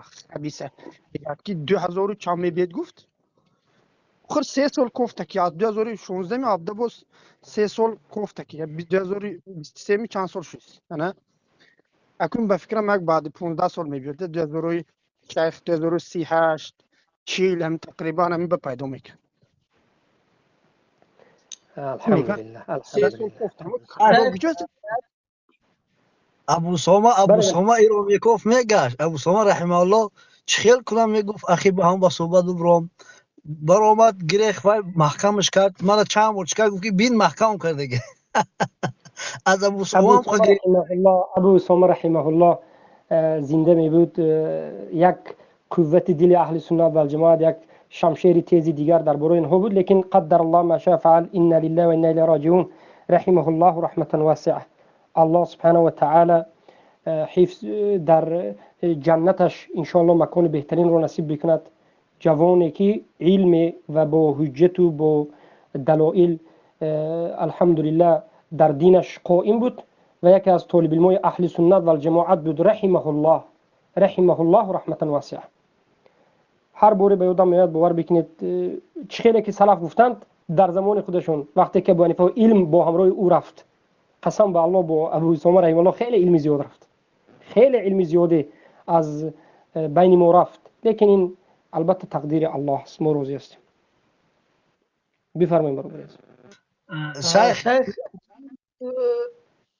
یک حدیث در مسائلی که ای گفت که لعنت کفر است همه کردی و در حدیث صحیح است که وقتی که صحابه سرش سنگ میزند، سرش میدرد، جنوب میشود، خلاصه گپ فتواش میتن صحابه هلاک میشود. پیامبر میگه الله شما را هلاک کنه، میگه پیامبر یارو تکفیر نگفت هلاک تون کند. این لعنت نیست شیخ در مسئله الله.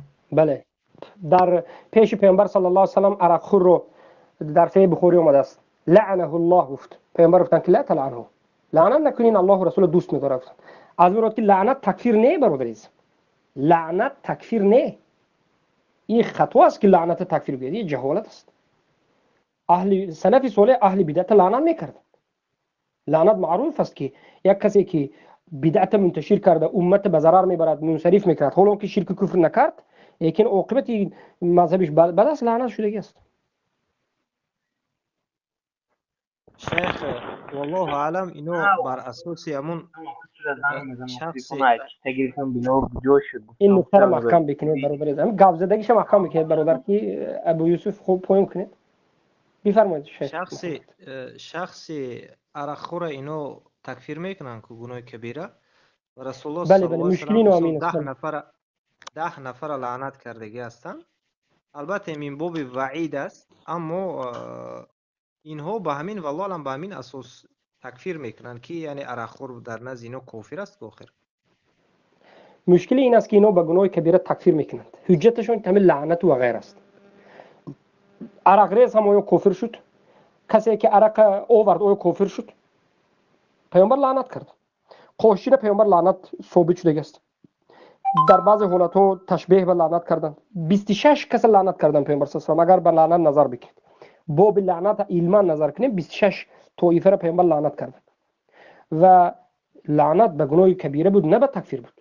بله در بعض حالت مشرکین و اینا را هم لعنت میکردن که الله غضبش بگیرد، لیکن غیر از این دیگر چیز هم است که گناه کبیره با لعنت اومدگی است.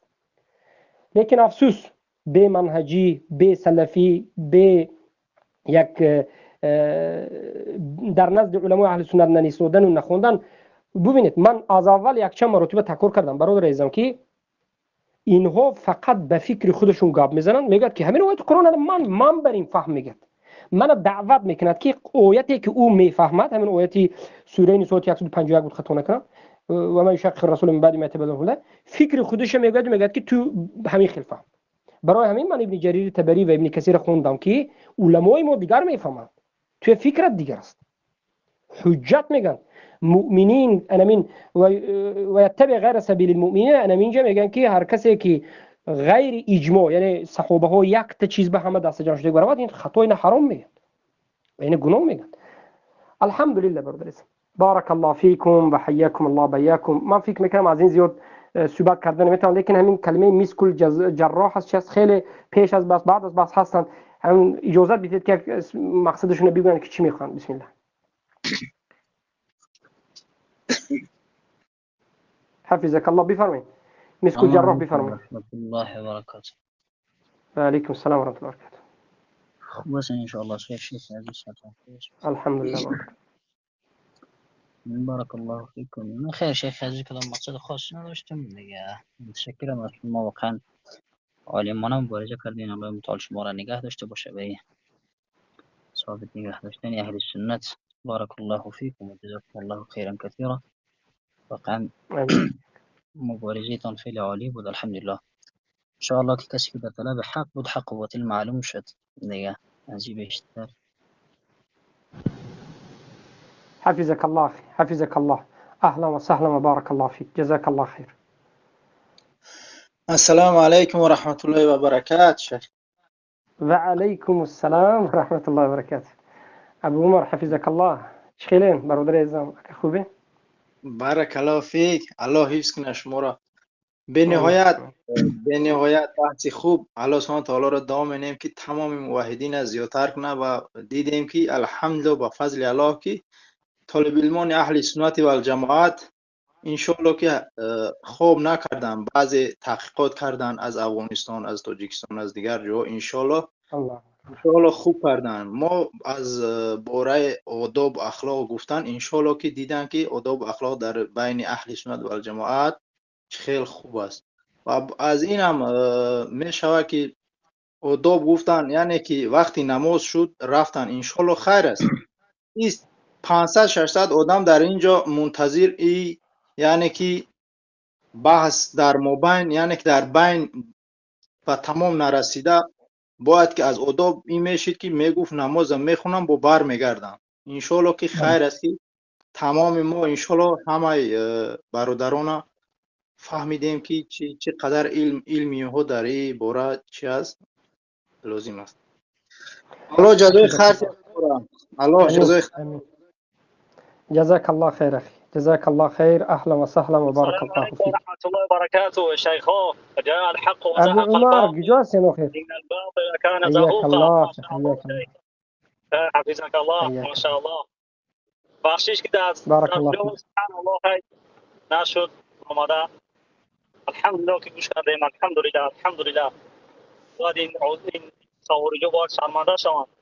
دین روزه ابو حنیفه قرآن مخلوق میگفت. الحمدلله که یکی از همون کلانشون تصدیق شد که ما در این قبول میکنیم حقا. جزاکم الله خیرا شیخ و بارک الله فیکم. بخشید در رو. الله ایستون که برادر، الله ایستون که بهترین السلام علیکم. استاد یک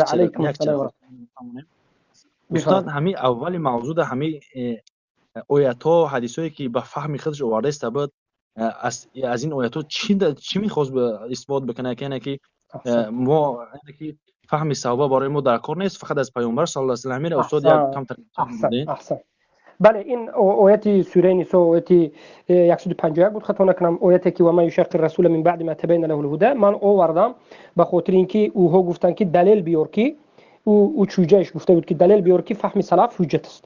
من این آیت آوردم که مخالفت کردن به مؤمنین یعنی صحابگان رو در این آیت نظر دارد. این اگر همه صحابه یک جا یک مسئله را یک سخن کرده باشند این یک گناه است و حرام است، قول حرام است. پس این دلالت میکرد که ما باید همون چیزی که صحابهان اجماع کرده هستند، همه یک فکر هستند و یک فهم دارند، به همون پیروی کنیم. این میاد میگه که نه ما باید اینا انکار کنیم، یعنی اجماع در دین نیست. میگه صحابه پیروی کردن از صحابه و سخن صحابه را گرفتن و این چیزا میگه در دین ما وجود ندارد، قرآن و سنت است. میگه یکی سوال کردم که قرآن و سنت تو از کی میگیری؟ این به من گشته و برگشته قرآن خونده ایستاده است که گیجای نامعلوم است، انا همه جوش معلوم است، این سخن من نیست، سخن الله است. گفته لیکن در بالای قرآن فهمی خودش رو گفته است. مشکلی همه اهل بدعت انا همین است، این کلامی. ببینید جهمی ها هم در همین اساسی کلامی گمراه شدن، سلف ترک کردن، فهم خود بالاتر کردن. رافضه را من چرا مثال آوردم؟ رافضه عیناً همین مشکلی دارد و خوارج از اونها دیده بدترتر و کلامی تر است. چخل کلامی؟ سلف صالح میگه در دین ما دلیل نیست که ما پیرو از سلف کنیم، فهم ابوبکر و عمر و اجماع صحابه این خیلی چیزا نیست. میگه ما خودم میفهمم. میگه برای همین من رد زدم و گفتم که نه، اینجا حتما باید به فهم سلف باشد. قرآن بعد از این ابن جریر طبری و ابن کثیر روایت کردم، خوندم. در ابن کثیر گفتن که حرام میشمارند، یعنی اینجا مخالفت ابن کثیر دو قسم کردن. مسئله که صحابه ها دو فرقه هستند، در این مسئله همون فرقه که حق هستند همون میگیرید. اما یک مسئله که همه صحابه اجماع کردن، خودش باید بدونید برادرای عزیزم که اجماع در اساس قرآن و سنت به وجود میاد. در علم اصول فقه یک نظر بکنید باب اجماع رو. هر کسی بگوید که اجماع بدون اساس قرآن و سنت از اساس یک فکر به وجود میاد، نامعقول کرده است، جاهل است. اجماع چی است؟